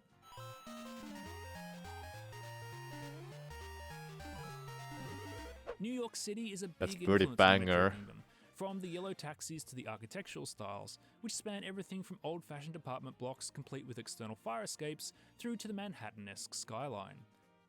It seems fitting then that the Sherm tanks in New Donk wear party hats that just happen to have stars and stripes. Another element that really helps New Donk City feel like New York City is the graffiti. From the old school art of Pauline and DK above ground, through to Bowser's efforts in the sewers. His many efforts. Outside the town hall, not only is this map consistent with all the other world maps, but the checkpoint flag marks the exact location of New Donk City. Wow. And later on, it turns out that houses aren't the only unexpected things that can fly. Those are some contrabulous fabtraptions. Jumping over to the Seaside Kingdom, the inspiration here was actually France, and in particular French resorts. Where else could these escargot inhabitants dressed in stripes, berets, and wearing manly moustaches have come from? And what could be more French than champagne? We have an enormous wine flute, a lighthouse shaped like a bottle of bubbly, and huge corks to pop to Plop. get the sparkle water Okay. flowing. No wonder it's French. And then there's the boss, Brigadier Mollusk Yeah, Lancier that III, one. Dauphin of Bublane, labelled as a noble French octopus in the Art of Super Mario Odyssey book. Oh, and a Dauphin? Merriam-Webster says it's the eldest son of a king of France. Oh ho ho ho! Big brain. In keeping with the sparkle water motif, you can see tiny bubbles gently rising up while swimming, thanks to the carbonated water. Plus, there's a fizzing sound whenever Mario is moving around on the water's surface. You can Aloft, barely you hear can that. capture a Gushen and use it to water the seedlings for a faster power moon. That one I knew. Recognize these fearsome fish? The Hey, moray eels eel. were first introduced in Super Mario 64. Every kingdom Your in favorite Odyssey kingdom in a really game? doubles down It's on mine this theme, too. and the I Luncheon love Kingdom is no Seaside. exception. Perhaps the most inspired touch here, however, is the fact that the Hammer Brothers toss frying pans instead of hammers. Yeah, that's what I knew. There's also a superb callback to Super Mario Bros. 2. Yep. Bowser's Kingdom. I'm just saying, I've never beat Super Mario Brothers 2. Should we beat it one day on stream? There are so many retro games I've played, but I've never beaten them. Super Mario Brothers 2 is one of them. Then I think there was Castlevania. No, actually, I've beaten Castlevanias, but with emulator. I should beat it at least once. Yeah, we're doing it together. Meanwhile, is jammed with things inspired by traditional Japanese culture. When Mario travels between play spaces, for instance, a traditional Japanese instrument called a koto plays. Oh, that one. And if you go for a swim, you won't find Cheep Cheep, you'll discover koi fish. These coins, their shapes and striped markings are very reminiscent of koban, gold coins used during the Edo period of Japan. There are That's just like so many ages details to ago. enjoy. Holy And damn. to here, and Mario finds himself in a very traditional looking space. And once he enters the pipe, a folding screen opens to reveal an incredibly Japanese backdrop for the 2D gameplay. Mm. And I just like this one. outside is a very familiar sight, both in Japan and in Mario games. Yes, Mario and Jizo statues go way back. He first became one in Super Mario Bros. 3, and indeed these do look pretty faithful to that game, but once you actually capture one, Mario then turns into the Tanuki Jizo from the Statue Leaf power-up in Super Mario 3D Land. There are a few aspects of Bowser's Kingdom that would be much more self-evident for a Japanese audience than a Western one. The use of red and white colours, for instance, say that there's a celebration, while there are two kanji characters that pop up on the banners and the sails, and each can be read as kotobuki, or congratulations. All the decorations here would scream out to a Japanese person that this kingdom is decked out for Bowser's impending wedding. The lanterns, meanwhile, have characters on them that mean conquerors of the heavens. According to the Art of Super Mario Odyssey book, reading them aloud sounds out the word Koopa. Everything in this kingdom is about celebration, from the fireworks bombs through to the Robo Brood, which was actually designed as a mobile fireworks launcher. And proves that point when defeated in a cool callback to Super Mario 3D World.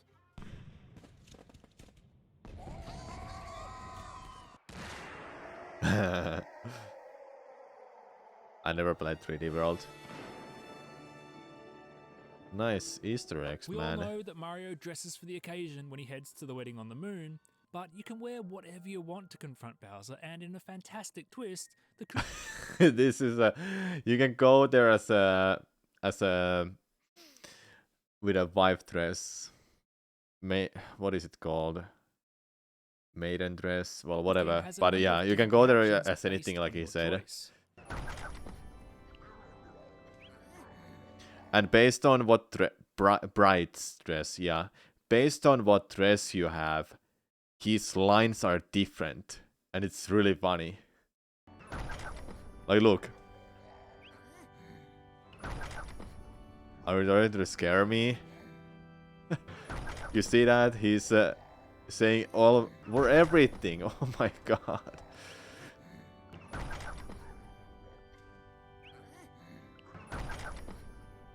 But I can't place it. Huh? Where did you go? Luigi also has dialogue that reacts to what Mario is wearing. Another Luigi? Staying on the moon, what else could the regional currency be than Super Mario Galaxy's Star Bits? Yep, obviously. Because you're in a Moving space. From Galaxy to Super Mario 64, the Mushroom Kingdom is overflowing with nods to this all-time classic. Oh The yeah, castle itself literally is everything probably is the most about obvious. 64 here. It's modelled outside and in on Peach's castle in Mario 64. And not only is the music gloriously nostalgic, but any Mario 64 veteran's instinct to fly is rewarded as well. Easy. Oh, all those clouds that were on the walls? They're back too, albeit in a slightly more subtle form. What's this? These coins look familiar, they're even called 64-esque in the brochure. And the power moons aren't even moons. They're called Plus, they stars. trigger the same sound as Mario 64's power stars. They're called moons though in this game. I feel like I've seen these trees somewhere before too. Better yet, in this kingdom, you can cosplay as the original Literally 3D everything is Mario, about which 64 gives you here. access We to get the it. courtyard, an area straight out of Super Mario 64. Yep. It even has treasure chests that need to be opened in the right order. Mm-hmm. Paintings play a critical role in this kingdom just as they did in Oh, Mario paintings. 64. Not only do the rooms themselves look very familiar, but so do the sound effects and the animations, whether Mario fails or succeeds. Nice. What else? Nice. Mario has definitely What drained else? the water in this moat before. And he's previously met a Dory as well. Finally, Yoshi is on the top of Peach's castle, just as he is in Super Mario 64. Yoshi's house is also in this kingdom, and fans of Super Mario World might recognize the layout of the space, with the 3 trees and the fireplace. Oh my albeit god, mirrored it's compared to that! the Super Nintendo version. Oh, And both games have a note explaining why Yoshi isn't there. The Mushroom Kingdom has one other reference to Mario games past that I want to highlight, the Tail Tree. This tanuki-tailed timber first appeared in Super Mario 3D Land, and as you can see, its foliage is literally made up of Super Leaf power-ups. If you look closely, the Toads are wearing an assortment of different hats. According to the book, The Art of Super Mario Odyssey, these are souvenirs from Peach's travels. oh. If you read the info on the map, it mentions that some claim the shape of the lake is familiar. It's a classic Mario shroom. Lastly, once you have Barely 199 noticed that. moons, a giant top hat appears perched on Peach's castle. It's not just decorative either.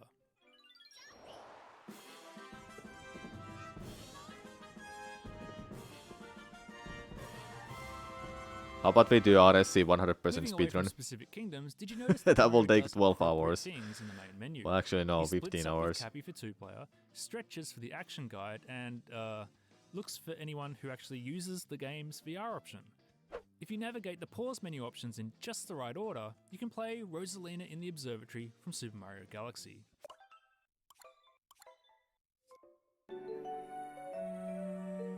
Huh? And if you open and close the menu, you'll make a classic Mario 1-up. Oh, the sound effects. Yeah, the Hopping sound back into the effects, game, okay. How about that Rocket Flower sound effect? That's from, yeah. I recognize Power this, moons but come in then I different just, colours in different it's kingdoms, just and these are there, but mirrored which by the one colour of was the it? checkpoint flagpoles too. And when you find a moon using a picture hint, it will be a power moon from the kingdom that hosts the picture. See the map that Hint Toad is holding? It has Bob-omb Battlefield from Super Mario 64 on it. The map in the Odyssey also does. Mario 64 was incredibly foundational for the 3D games that followed, establishing most of Mario's moves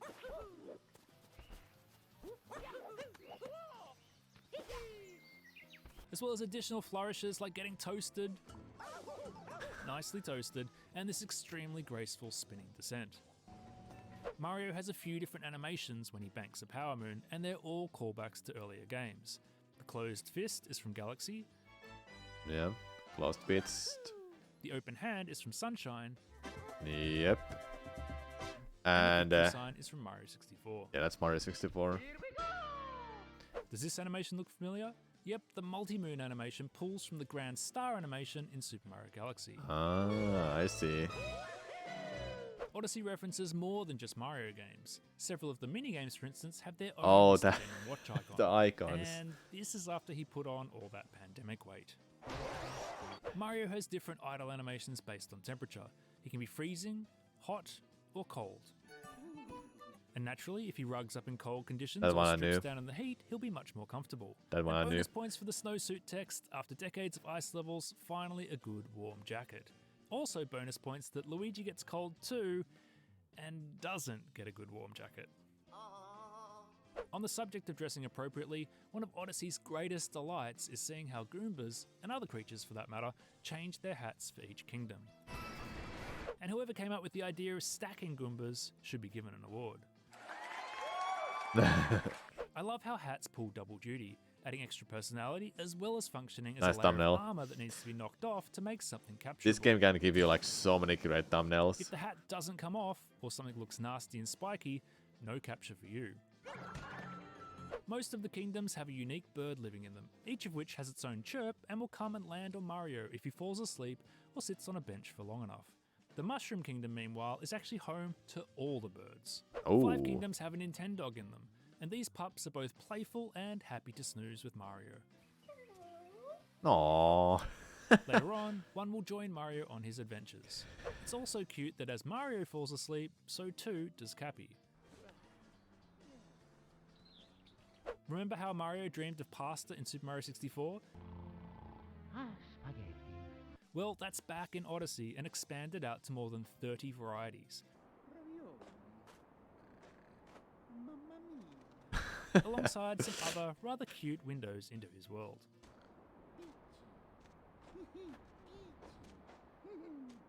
Mario won't fall asleep if he's too hot or too cold. Oh, and he's colder in the shade. It's hard to miss how much Mario loves to dance, but did you notice he has a different animation for the trumpet player and guitarist in New Donk? He's one cool cat. Okie dokie. The boombox in New Donk City is my favourite as it plays a laid-back piano arrangement of Super Mario World's overworld theme.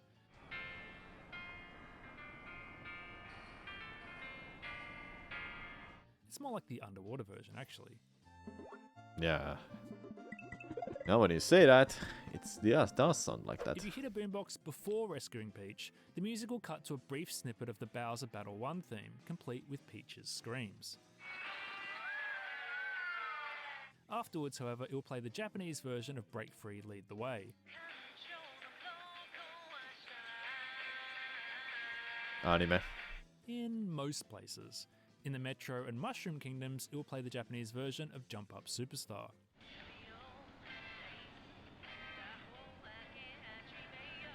Dude, that radio is just jumping around, man. Pause when it moves from one song to the next.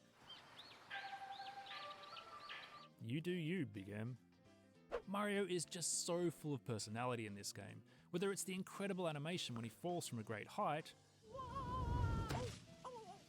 or the fact that his cheeks are comically puffed out as he holds his breath underwater. Speaking of going underwater, if you dive into water, Mario actually holds the dive all the way down. The Nintendog on the moon has a similar move. Jump! Woo! Bowser has some nice details to admire as well, such as his dashing side part. Scrubs up pretty good. Oh, and I love that when Mario captures him, he has his own version of Mario's triple jump. Odyssey has quite a lot of bespoke dialogue to discover, rewarding players who do things like run off during boss battles, or toy with the new Donker's emotions. Another example is the fact that Cappy won't put up with Mario being a doggone idiot. Speaking of which, Poochie the Rockin' Dog also turns up in Odyssey. Catch you on the flip side, dude, masters. No, wrong one. De-rastify him by about 10%. I have to go now. Better. Poochie appears in several of the pieces of hint art and in-game very briefly. From dogs to cats, Cat Mario and Cat Peach are hidden throughout Odyssey, a neat nod to both Super Mario 3D World, where they made their debut, and Super Mario Maker, where they turned up in sprite form. You can even find them together on the moon, above the wedding chapel no less. Rosalina also has a cameo, as do Pixel Toads and Luigi's, but they're a whole lot more hidden. Non-Pixel Luigi, meanwhile, contains a homage to the button colours of the Super Nintendo controller. The true Super Nintendo controller, that is. Not The true. whatever this was, the funky kind of console designs. What the? Balloon World lets you see kingdoms at a different Even time of he day. knows Mind you, what's the real lots of kingdoms SNES change over the course console. of Mario's adventure. Lakitu and Mario go way back, so it's no surprise they're in Odyssey. But the first fishing Lakitu was actually in Super Mario World. As if referencing a million other games wasn't enough, Odyssey also references itself. Check out this UFO, it's like a miniature version of Talk Drift. Complete Monka. with soiree bouquet flowers inside. It appears in a handful of places, but only one has a secret. Mario faces off against Bowser's lieutenants, the Broodals, a number of times during Odyssey, but why are they rabbits? Well, there's the rabbit hat connection for one, but more than that, in Japanese culture and several others, rabbits are associated with both weddings and the moon. So what better fit than wedding planners who live in a stone carrot on the moon? There's a lot to love in Odyssey's capture mechanic, from the animation itself through to subtle additional touches, like the way Mario's eyes take over when he captures a Sherm. Yeah. Capture journeys are awesome too, from spawn to tadpole to frog.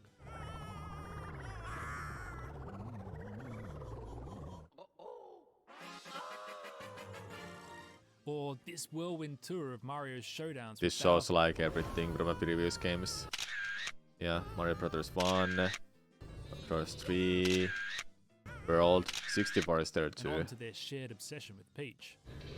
Oh, and when Mauser, not to be confused with Meowser, goes 8-bit, it's his original form, albeit with Mario's cap and moustache. This is the classic Princess Toadstool too. NPCs will react to Mario once he's captured something, and they're generally terrified, but not always if it's something innocuous or something they're really into. My favourite thing about the capture mechanic, of course, is the tiny but brilliant decision to make a mustachioed menagerie. Aside from Gushin, who apparently already have their own upper lip warmers. Huh? Of course, if Odyssey wasn't fun to play, it wouldn't matter how many moustaches it tossed on things, but the tiny details shine here as well. There are countless ways to do even the simplest things, like collecting coins or hitting question mark blocks. And why wouldn't you be able to spin signs? Or power moons? Mario will throw Cappy clockwise or anti-clockwise depending on which Joy-Con you use to toss him. Whoa. There are so many minor things to enjoy in Odyssey, objects to interact with, and hidden rewards to discover. And why does Mario kick the checkpoints? Because of his innate joie de vivre.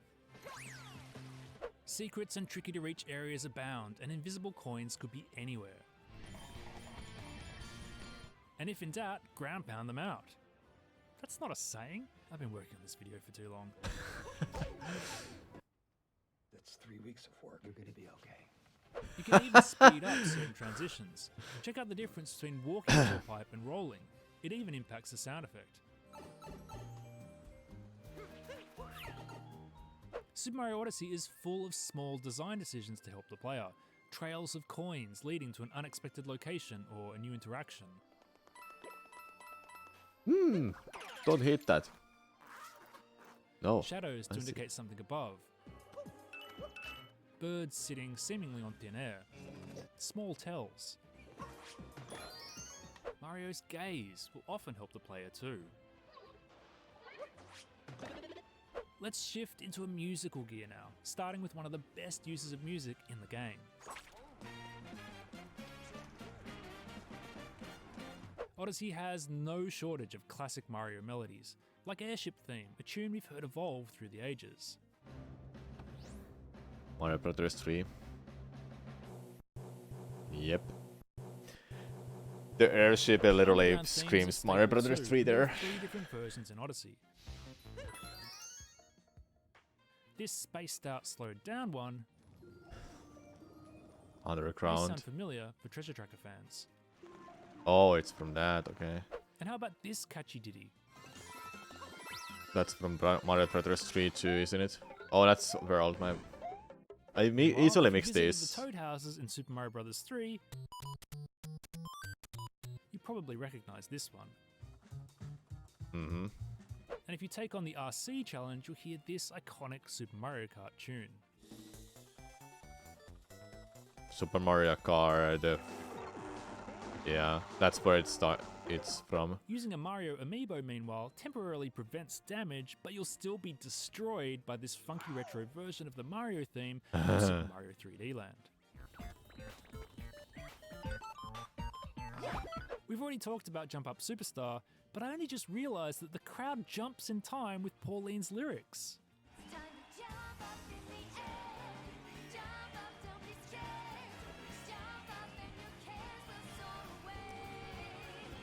Awesome touch. Pauline has another song, of course, and in the book The Art of Super Mario Odyssey, director Kenta Motokura says that it's a song celebrating all players. encouraging them to seek out new experiences without fear. How's that for a positive message?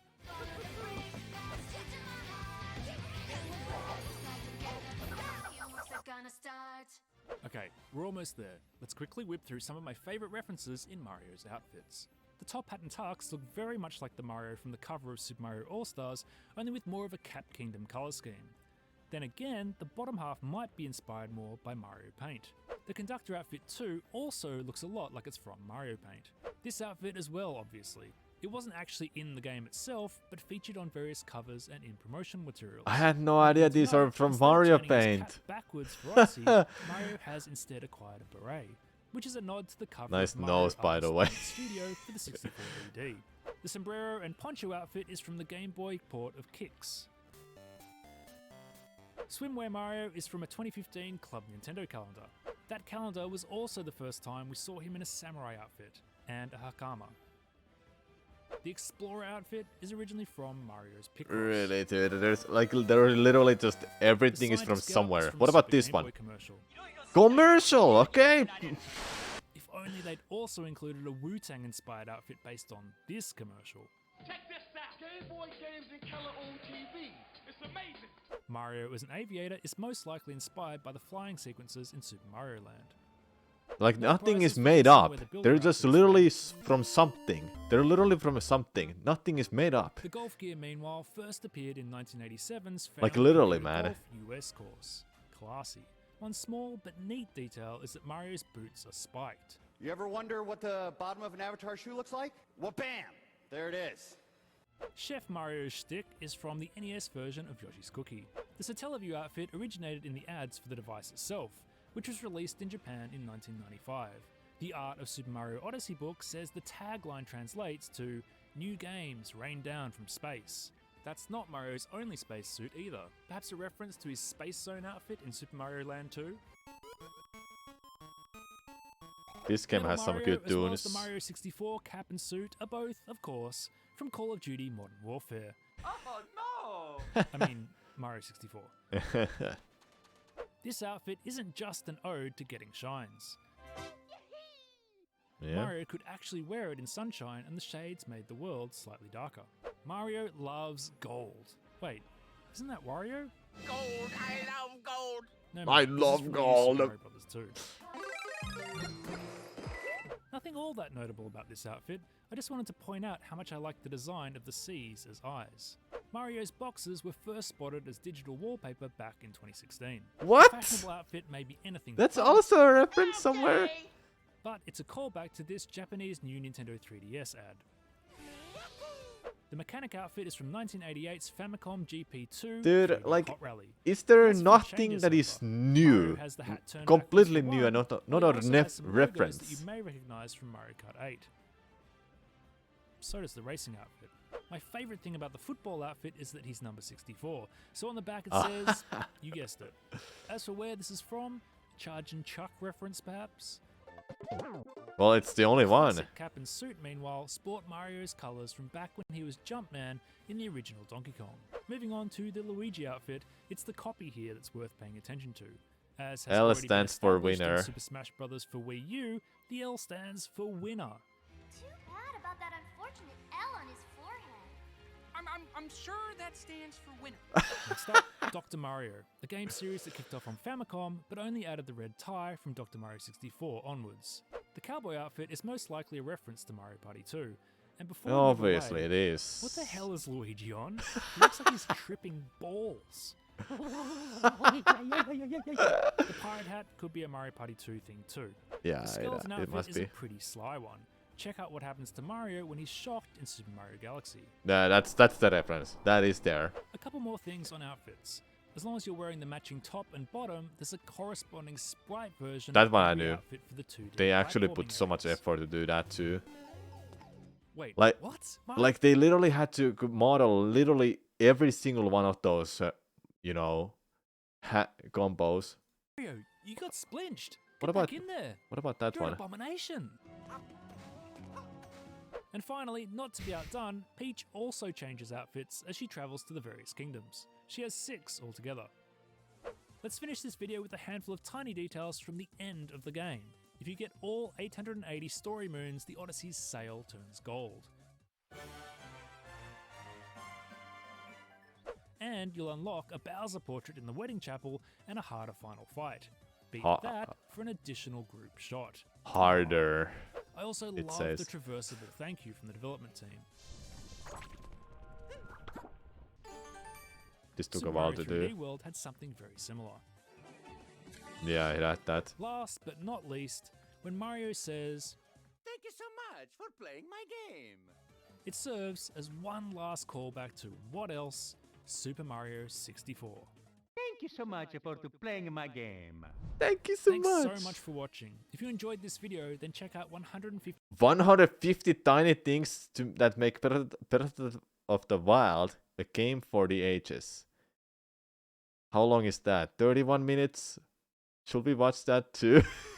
Dude, you baited me to watch this. I'm watching it.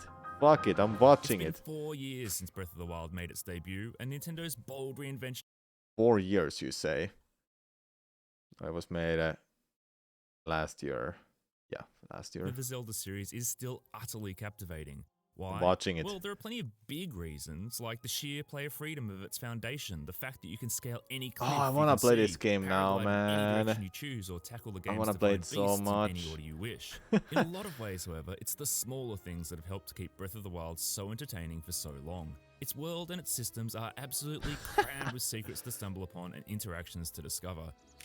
You Yeah, can it be came 200 out hours 6 into years this ago. game and still come across something new. Next year it's This coming video out. is a It came celebration out of 6 years ago, hey? 150 tiny but important things that have surprised and delighted Breath of the Wild players over the last 4 years. You may already know most of these, but let us know in the comments which were new to you. Now, on with the show.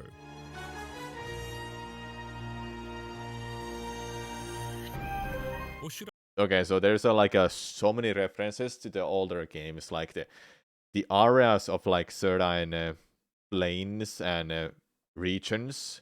They take names from from existing games, like boss fights from The Legend of Zelda, Koroks, Saria, Mido, like everything. All of those are named somewhere in a game. I say Mo?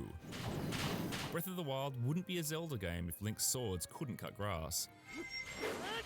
But this extends to all slicing weapons, including two-handed blades and boomerangs. Jabby lances like spears or blunt instruments like sledgehammers, meanwhile, have no effect. Sorry, Link, can't touch this. But you can torch this. Burnt grass will become blackened, giving a visual indication of your pyromaniacal tendencies. Insects and lizards live in the grass too. In fact, wherever you go, Hyrule is bursting with native life.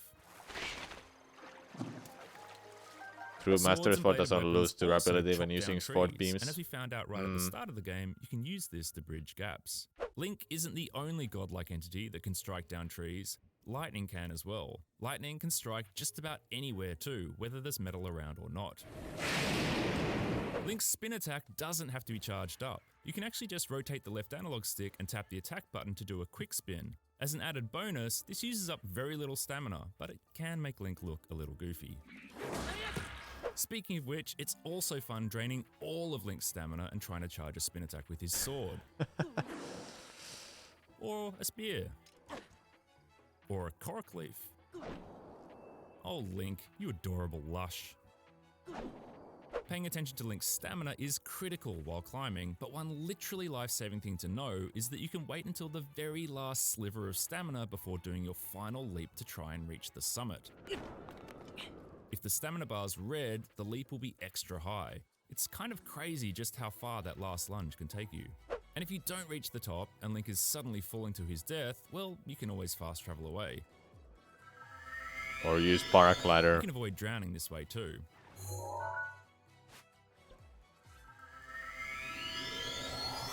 Yeah, I can't wait. Tears. Once you I reach the can't top wait of a for mountain, Tears if of you the see a Kingdom. snowball, give it a hand. Yep. Nice. And why not take the stylish way back down? Not only is shield surfing a lot of fun, but there's more to it than initially meets the eye. You can use R to do sharper turns, for instance, and you can jump, paraglide, and do tricks. You can also fire a bow. Not Wow. only that, surfaces are slicker in the rain, making surfing easier than in the dry. Going further, some shields are simply better for surfing than others. The Ancient Shield, for instance, has way less friction than most, making it a smooth ride on grass, and even letting you surf in places other shields won't. Do The 100% Radiant Shield is speedrun also before Tears of the Kingdom releases. I have some things planned about Zelda before Tears of the Kingdom. Breath of the Wild is in it. I wanna do a speedrun for Breath of the Wild, any person, and try to get it under half an hour. That would be really sick. It will make a good video too. Fantastic, To explain but it won't how it last was as done. long. The shield surf animation also extends Link's jump slightly, which can be handy. And that's not the only surfing in the game, of course. And why not celebrate your racing victory by tossing your partner some apples to eat? Staying in the Gerudo Desert, Link is cooler in the shade than in the scorching sun. Get back in the shade, Link. Actually, let's take a selfie first. Oh, you're not into it. This visual indication that Link is too hot or too cold also carries over to the inventory screen just to really ensure you won't miss it. There are some great in-game animations too. I also love that you can drop Link's temperature just by equipping ice elemental weapons, like a blizzard rod or a frost spear. Knocking your bow with an ice arrow will not work, incidentally, nor will holding items you'd think would be cold, like white choo-choo jelly. Similarly, you can raise Link's temperature with fire elemental weapons. That one I knew. These can also melt ice blocks without expending That one any I knew weapon too. capability or having to waste fire That takes so long time, by the way. That will take minutes. Just to sit still right next to the icicle with a fire weapon. arrows. Check out this bokoblin trying to melt his friend out of a block of ice. He's nothing if not persistent. Okay, I'm sick of waiting. Let's help him out. Reunited at last. Another way to raise Link's temperature is to stand near a cooking pot or campfire. Really, Vulgarn? That's funny. Both, however, will go out in the rain. Wait. Check it out. I've never noticed Link's falling asleep on his feet idle animation before. Campfires are a great way to pass the time while it's raining. You just need to find shelter before lighting it. Campfires can be useful in other ways too. If you set 3 close together, sometimes 4, you get an instant updraft. You can also set grass on fire to create an updraft, or even shoot a spicy pepper with a fire arrow. Updrafts don't just lift Link and his paraglider, they also lift any objects on the ground. Let's talk about food. Death Mountain is so hot you can cook food just by dropping it. Leave it too long, however, and it'll burn to ash. Oh, it In the burns too? coldest conditions, Okay. when the weather is snowy, meat will freeze if left on the ground. You can hard boil an egg almost instantly by dropping it into a hot spring. Other food Wow. won't cook, however, so no sous vide for you. The main benefit of hot springs, of course, is their restorative effect for Link. If you kill an animal with a fire arrow, or 3, you'll get seared meat, even if you're in a bitterly cold environment. Similarly, ice arrows produce frozen meat. Any roasted or chilled meat in your inventory is treated as a meal, so can only be eaten, not cooked with. Breath of the Wild has well over 100 dishes you can cook, but there are a few basic rules. Anytime you turn an ingredient into a meal, you'll double the hearts you'd get out of it if it was raw. Cooking with campfires and other means only multiply by 1.5. Using a cooking pot will also activate any bonus effects, like attack up or defense up. Really, Vulgarn? I didn't know that. But if you use ingredients with different additional properties, they'll cancel each other out. If you really want to get the most out of a status effect, toss in a dragon horn. Your buff will last for a full 30 minutes. Fangs, claws, and scales also work, but produce diminishing returns. Failures in front of the cooking pot, meanwhile, result in dubious food, which, in a delightful touch, is pixelated. Link will still choke it down. Meals aren't the only way to restore hearts. You can simply sleep at an inn or in a random bed. And if you choose the soft bed option at one of the inns or stables around Hyrule, you'll get a bonus heart.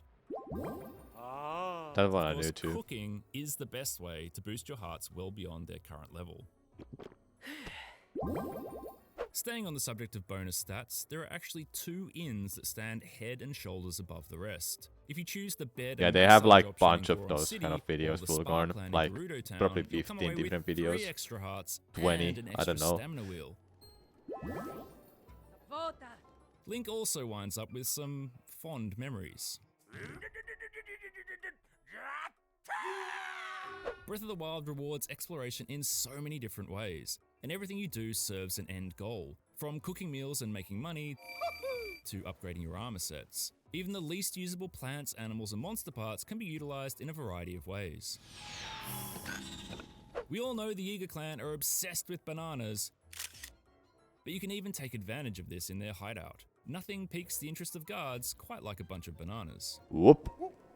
I also love the fact that the The animation is so funny, but also the sound This effect. group were Whoop. once Sheikahs after all before they flipped and became acolytes of Calamity Ganon. The link between the Yiga and the Sheikah can be seen in another way too. Monk Maz Koshia has a similar reaction to the Yiga guards if you drop some bananas while you're facing him. It only works once in the fight, but can be used to discover the true foe amongst the clones. Ah. Sadly, supersized Maz cares not for puny bananas. Back to cooking. Remember the first time that little melody played when you were cooking and you got an extra special dish? Where is that from? Generally, a critical success like this is random, but there are a couple of ways to ensure it happens. One is by cooking using a star fragment or a dragon part. The other is by taking advantage of a blood moon. If you can get to a cooking pot as a blood moon rises, there's a block of time during which everything you cook will have Link leaping into the air with joy. Simply watch the clock, and once it hits 11:30 PM, start cooking. The blood moon cutscene will happen at midnight, but you can still keep cooking after this.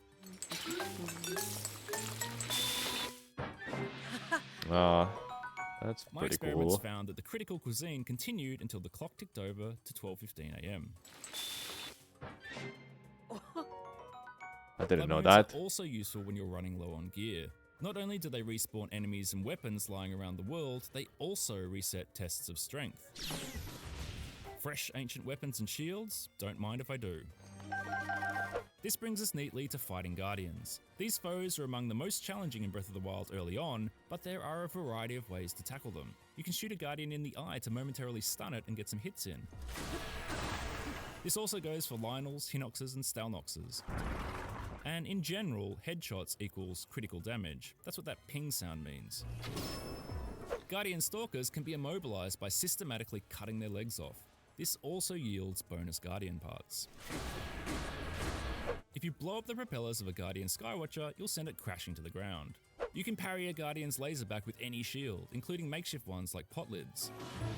Just be aware that failing to land a perfect parry can instantly destroy your shield. The best option for facing Guardians is the Ancient Shield, which will parry lasers back automatically. Given the right situation, Link can also parry more than one Guardian laser back at a time.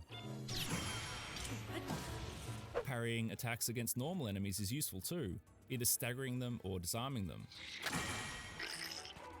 Link can also knock back projectiles, and not just with his shield, also with a bat, a bow, and with the Zora helm. Really? Oh, and did I mention he can perfect parry bees? Bees! Of course, the best of the lot and deserving of its own point is parrying That- literal Bokoblin. That one I knew. This one I knew. That's so funny. Moblin, pal. Oh, and don't Moblin forget that kind if of you're grab wielding a Lionel Bokoblins. shield, parrying can also be used to deal damage. Remember that tip about shooting enemies in the eye? Well, after a couple of ocular assaults, Hinoxes and Stalnoxes will start shielding theirs. I mean, they've only got one, Link. Why you gotta be like this? Staying on the topic of cruelty to the misunderstood native fauna of Hyrule, if a Hinox has wooden leg armor, you can burn it off to more easily hack the bone. And if it's metal, well, it's time for shock and awe tactics. That's awe as in, oh, you killed that poor gentle giant. You know you woke him up from his nap, right? Okay, this is really taking things too far. You're killing it with a motorcycle? You're a monster, Link. The less bloodthirsty can avoid fighting Hinoxes altogether. Simply sneak onto its hand and hitch your ride. Now, steal all his stuff. Steal it. Sleeping Hinoxes are secretly also a launch pad. Whoa! Frozen Bokoblins are too. Whoa! Bullet time is OP. Unfrozen bokoblins are some of the most entertaining enemies in the game. They can be easily distracted by food, and will even throw tantrums if they miss out.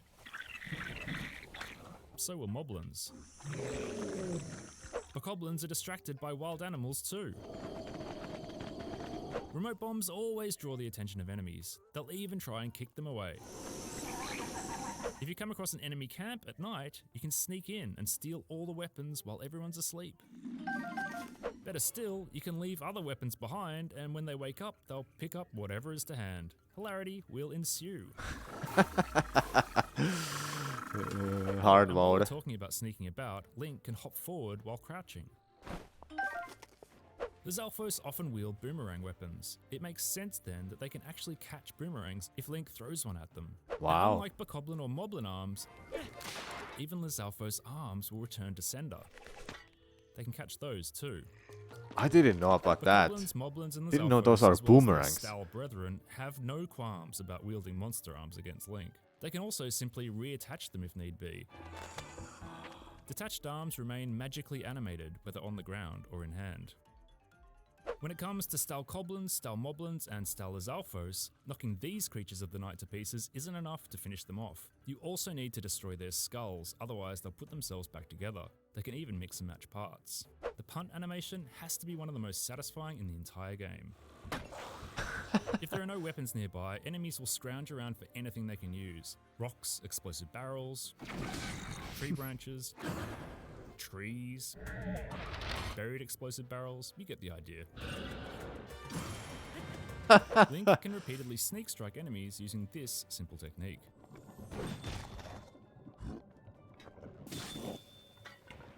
Many smaller enemies can't swim. They can also be slid around while frozen. Most enemies can't fly either. Man, Korok leaves can do some work. Korok leaves are also useful for fanning rafts, but wearing the appropriate attire can make a big difference. Wow. You don't necessarily need a leaf to move a raft. A big metal object can also do the trick. Yeah. I'm not very good at this. I don't know about you, but it was ages before I realized holding down ZL gave Link 4 additional selfie poses. Better still, the weapon pose even changes based on what Link has equipped. That's pretty If cool. Link isn't wearing a shirt, he'll eventually flex. Some of my favorite animations in Breath of the Wild are found at the game's fairy fountains. I particularly love the fact that there's a different animation for each tier of upgrade. Oh, and while you're at a fairy fountain, you can actually gather bonus fairies. Generally, the game only wants you to have 3 in your inventory, but if you hold those in hand, it will spawn in more. Bonus bootleg Mipha's Grace! Breath of the Wild is full of fun NPC interactions. They'll react to different outfits, tell Link not to be a jerk, and try and stop him leaping off the world's lowest bridge. They'll also, naturally, be unhappy if Link draws a bow on them or pulls out a bomb, or tries to steal their stuff. Guards also will attack back if Link harasses them, but he won't take damage. Let's talk about some of the things that make runes special. You can use stasis to see all the items that can be picked in an area. You can also use stasis, once it's upgraded, to give you information about enemies. You'll be able to spot camouflage as Alphos, and you'll be able to see which decayed guardians will come back to life. Stasis can also do weird things to guardian stalkers if they're not active. What? Stasis can prevent easily breakable objects from, breaking. You can use this to send tree trunks and crates flying and even hitch a ride. Oh, stasis And if you want launch. to change the direction an object in stasis is going to fly, point the way with an arrow. Time to go. Whee! This You can knock Bokos off horses using stasis. stasis launches for like early speedrun times for Breath of the Wild until they want bullet times, time bounce, and everything else. You can also use ice arrows, shock arrows, fire arrows, and ancient arrows. They're not quite as comical, however. You can use stasis on pressure plates to keep them held down for a while or to solve puzzles in a different way. Inventory items can also be used to weight down switches. Oh, that one I didn't know. Metal Gear conducts electricity so can solve circuit puzzles. This one I knew. I think I Magnesis solved is invaluable puzzle for like spotting that. treasure chests in bodies of water and other places. Magnesis can be used to drop heavy stuff on enemies, and also to just bash things into them. The Amiibo rune can be used to hit Jaeger assassins with treasure chests. Remote bombs can be dropped and detonated while paragliding. And if you drop and detonate them just so, you'll send Link flying. Wind This bomb. technique is called the bomb impact launch, and I guess shouldn't count as a tiny thing because, well, it massively changes the way you can move around Hyrule. But hey, I love it, and this Bomb is my impact video, launch. so it stays. There are a bunch of ways to do it too. It's not even super difficult. It's just a specific Link isn't the inputs only in thing the right that can be launched in Breath of moment. the Wild. You can use Cronus blocks to blast objects like Guardian Stalkers into space. See ya. Another thing you can do with Cronus is use it to ascend waterfalls. Sure, once you have the Zora armor, this is largely moot, but still. Breakable weapons are one of the core design pillars of Breath of the Wild, but the Champion's weapons can in fact be repaired. Well, forged anew, really. The Master Sword, meanwhile, doesn't break, but it does run out of energy and need to recharge. That's not the only thing that makes this sword magical. If Link is at full health, it can shoot beams of energy, which can be aimed by holding R. Elemental rods can be aimed in the same way. Like weapons, shields also break, but once you've built Tarrytown, anytime your Hylian shield busts, you can simply buy another. You can just You can buy also it, man. craft a It's range so of ancient boring. weapons from the Akala Tech Lab. Want to ensure you get the best option I out of wish you every were drop? able to craft that instead. Maybe in Well, if the Tears of outcome the is Kingdom. randomized, you can reload your save until you get what you want. This is most useful with things like amiibo chests or acquiring the exact gear you're after. Want a 5-shot Lionel bow as opposed to 3? Save before an appropriate Lionel fight and keep loading into it until you see 5 shots coming Link's way. You can use Rock Octoroks, which are all located in the vicinity of Death Mountain, to clean rusty gear. They can be a little overzealous when they spit things back, however. Octoroks disguise themselves under a variety of objects, including saplings, bushes, rocks, and fake treasure chests. That You scared can the tell fuck out they're of me fake when I because saw they that don't for the show up first when time. using stasis or magnesis. Octo balloons are a lot of fun, whether you're removing a Boko weapon from the battlefield, temporarily, or taking to the skies yourself. Some actions don't use up a weapon's durability. These include shooting energy beams with the Master Sword, riding a Lionel, and starting a campfire. Really? The more primitive enemies will be That one I fooled didn't know. indefinitely when Link wears the appropriate mask.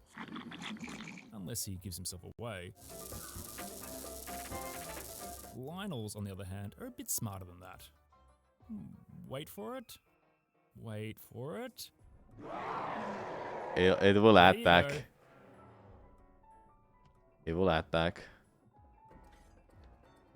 I also love how Link imitates the body language of each of the different species. Let's talk about arrows. You can pick up arrows that enemies fire at you. You can often retrieve your own too. If you need more arrows, head to this spot. Treasure chests on Eventide Island respawn every time you arrive, so you can retrieve this one over and over again. Obviously, it's a lot easier once you have the travel medallion. Bomb arrows will instantly detonate in and around Death Mountain. Regular arrows, meanwhile, will become fire arrows. Yep. And if you toss wood on the ground, it will Yep. instantly turn into a campfire. And the campfire keeps burning after you've used it instead of going out. No, isn't that patched, Fulgorn? You're talking about the camera? That's patched. Unless there's a new method I don't know about. Bomb arrows won't explode when it's raining. Shoot an enemy with a shock arrow in the rain, on the other hand. Oh, and it will that's create something a new large then. Electric field. This works on other enemies too, including the undead and Lionels. Speaking of enemies in the rain, fire keys lose their fire and then die. Fire choo-choos also. Updrafts can still be created in the rain using things like red choo-choo jelly, spicy peppers, and fire arrows. Why fire arrows don't go out, I have no idea. Each wandering merchant has a unique list of items to sell, and many will even have different stock. Okay, in the rain. Vulcan, I Rain see. can change the landscape too. Some areas will flood and then return to normal when the sun comes back out. Here's a fact you may Really? not know: Link loves playing in puddles. Thunderstorms are a powerful force in Breath of the Wild. Link will be far more likely to get struck by lightning if he has any metallic gear equipped. These storms can be used to your advantage, however, either by setting lightning traps or by timing a weapon throw just so.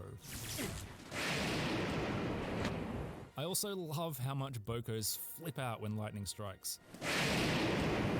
Fair enough, really. That was pretty close. Link can disarm enemies using thunderstorm rods, shock arrows, and other elemental weapons. Of course, he can be disarmed by electricity sometimes too. If you shoot a metal crate with a shock arrow, it creates a large electric field. Water does the same.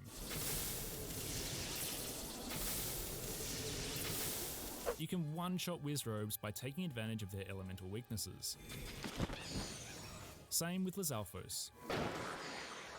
You can charge up elemental rods.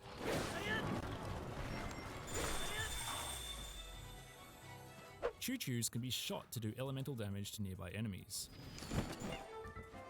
Blue choo-choos can be transformed from boring old vanilla to all the elements of the bow, man.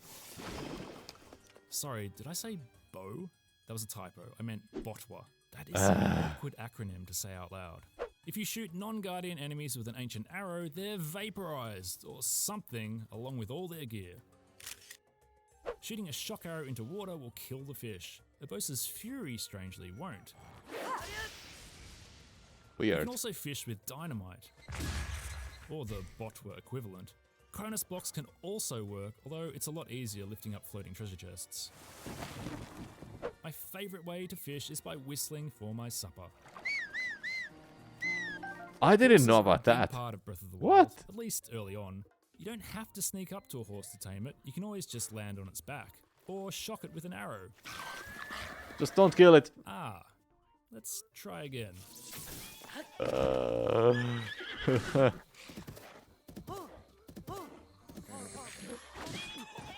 I Hey. deserved that.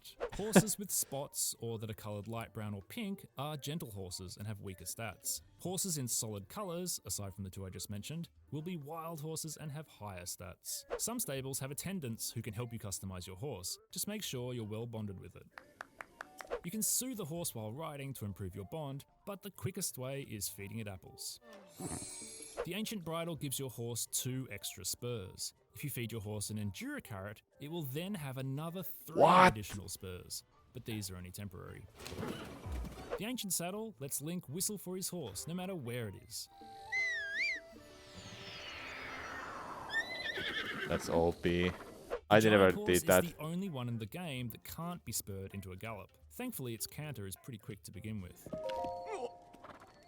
Did your favourite horse get caught in the crossfire? Never fear, the horse god Malanya can resurrect it. It's like visiting a fairy fountain, only there's less kissing and hugging, and more veiled threats masquerading as jokes.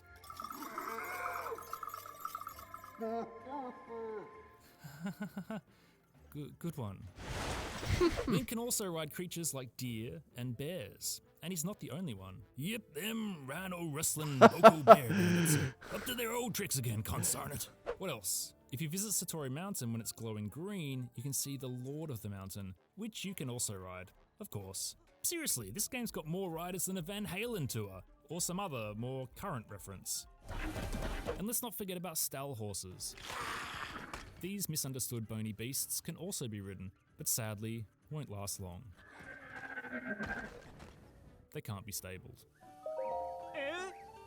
That's a Of course, monster. eventually you'll get the Master Cycle Zero. This mystical motorcycle can do donuts, wheelies, jumps. There's more to it than I realized at first. Oh, also shooting arrows and beam attacks, doing power slides, Vroom, crashing. vroom. I totally meant to do that. And why not ride around twirling a spear in the air? Pretty cool look. You can do it on horseback too, and whatever else you care to. Wait, I didn't know about that. Let's talk about Kukos. Attack Yes. or scare one, and there's a chance it'll lay a fresh egg on the spot. That's a fear egg. They taste extra delicious. Attack a Kuko 4 times and you'll trigger a swarm. Best to let an enemy get that 4th hit in. The See classic. paragliding? Why not travel in style? On a slightly more ethereal note, this glowing bunny owl thing is a bloopy, and if you shoot it, it will shower the ground with blood. Rupee-shaped blood. What a delight. Dragons present a slightly larger target, but are equally impervious to Link's repeated raids on their horns, fangs, claws, and scales. These horns are clearly the most logical thing to enhance my champion's tunic. Breath of the Wild also plays host to the ultimate game of hide and seek between Link and 900 forest spirits. The prize may not be worth it, but the game sure is fun. And It's hey, shit. if you're getting sick of their maddeningly cheery yahaha, well, you can always drop a rock on a Korok. Last point on the creatures of Hyrule. I just absolutely love that you can go up to the stable dogs and pat them. Wait, what? Where's the pat option? You cannot Well, pet them. This just got from a 10 out of 10 No. to a still easily a 10 out of 10. What if I feed you? Hey, where are you going? Is this the Oh, well, secret? I guess that's a consolation prize of sorts. And leads neatly to 2 super cool ways to open chests. 1 without pants. 2 by punching them. Wait, I didn't know about punching. Mind What? you, why open a How did I chest not the know about old-fashioned punching? way when you could just blow it up, burn it out, or smash it open? That one I knew. That one I knew. Warning, your mileage may vary depending on the construction material of said chest. Let's pause for a moment and take a look at the map. See that treasure chest next to the shrine's name? That means you found all its treasure. As you complete each divine beast, it appears on the loading screen, bopping along. If you're unhappy with how you've allocated Link hearts versus stamina, head on over to the horned statue at Hatenyo Village and change it up. Nothing like making a blood pact with a mysterious ancient god. Almost done now. A couple of my favorite things at night. Shooting stars. There's nothing quite like seeing one and immediately abandoning whatever you were doing to try and get over to it in time. Yellow shooting stars yield a star fragment, while red shooting stars are actually treasure chests. Huh? And how about this? Up near Hebra What? Peak on clear nights, you'll sometimes get to see Hyrule's equivalent of the Northern Lights. What a night, what a sight! 2 more, and this one's a big tiny thing. The fact that you can save almost anywhere is one of the key foundations for Breath of the Wild being as fun as it is. It means you're never punished for experimenting and trying different I've things. never seen a red chest. Never. I've never You seen can it. always rewind your mistakes. Think Bless there's you. just one red chest? Okay. I've never seen it. And lastly, when you do hit the game over screen, the text color will sometimes reflect how Link died. For most deaths, the text will be red. But if you are electrocuted, it'll be Yep. yellow, Yeah, this one I knew. whereas if you died from the cold or drowning, it'll be light blue. Yep. It's just one more thoughtful touch out of hundreds, if not thousands. Game over? After 4 years, it's clear that Breath of the Wild will live forever. For more on Breath of the Wild, check out IGN's guide to the bomb impact launch, and be sure to rewatch the Breath of the Wild 2 trailer again. For everything else, stick with IGN.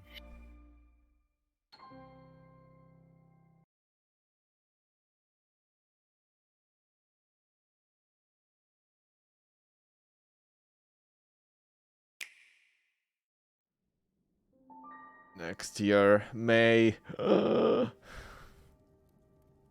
Next year, May, chat. May, what day? It was 6. It was in the middle of the May.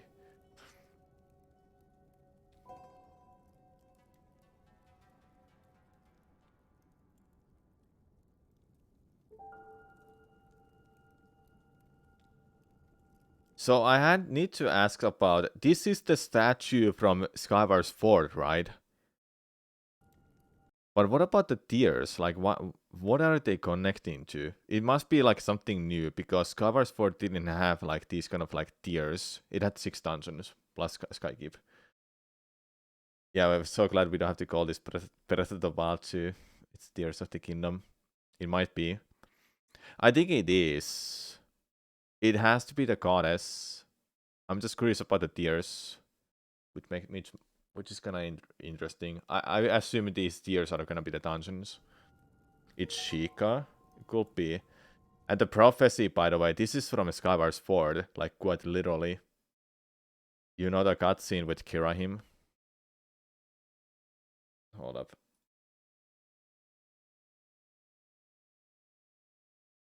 Kirahim.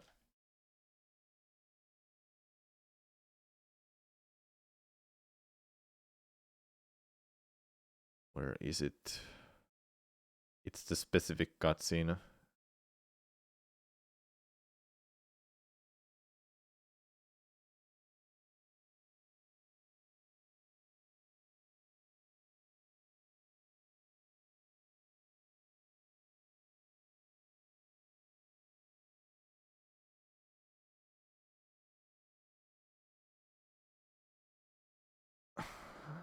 Where is it here? Well, this is not exactly it. Like this one here. This is not exactly it. But when he resurrects the mice, that's when she rises up.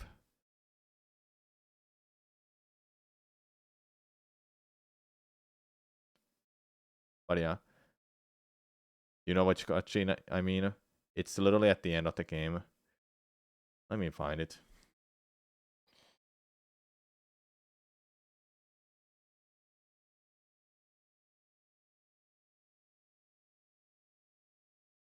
The mice reborn. Yeah, it's here.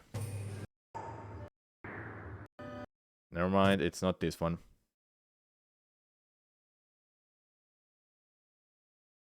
This one? Never mind, it's not this one. Where the hell is it? Give me the right cutscene I need. Kira Endgame. Not this one. Nope. Final bosses. Alright, now we find it.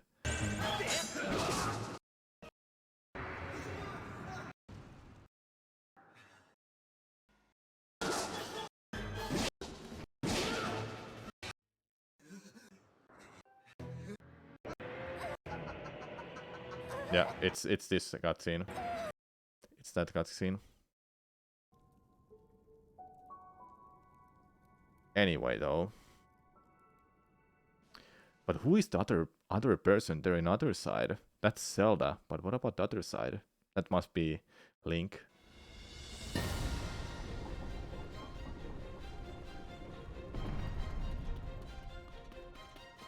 Someone pointed out about these, by the way. What are those?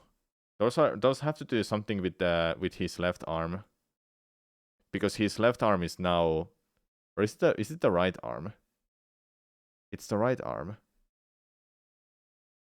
I think it was it the right arm that changes? Well, whatever. But yeah, those need to have something to do with the arm.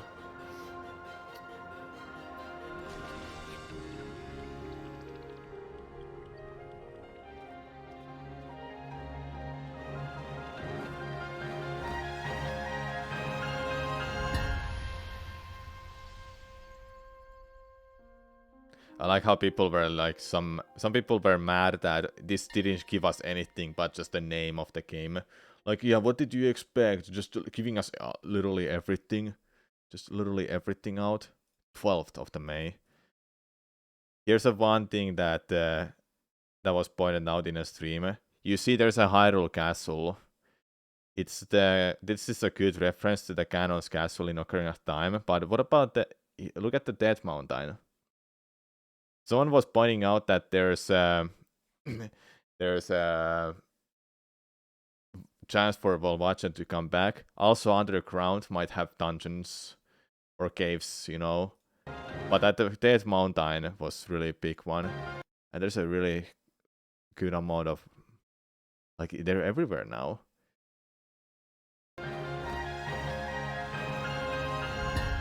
What is that one? I know where this is in a game, actually. I know where this is. This is in Ritos Village is on the right side over here. And to the left, there's that plane. You see that plane over there? That's the place with the Thunder plane? I don't know, but there's a lot of big mushrooms there. And right there is Gerudo Highlands. But what about that one? That must be... That's interesting.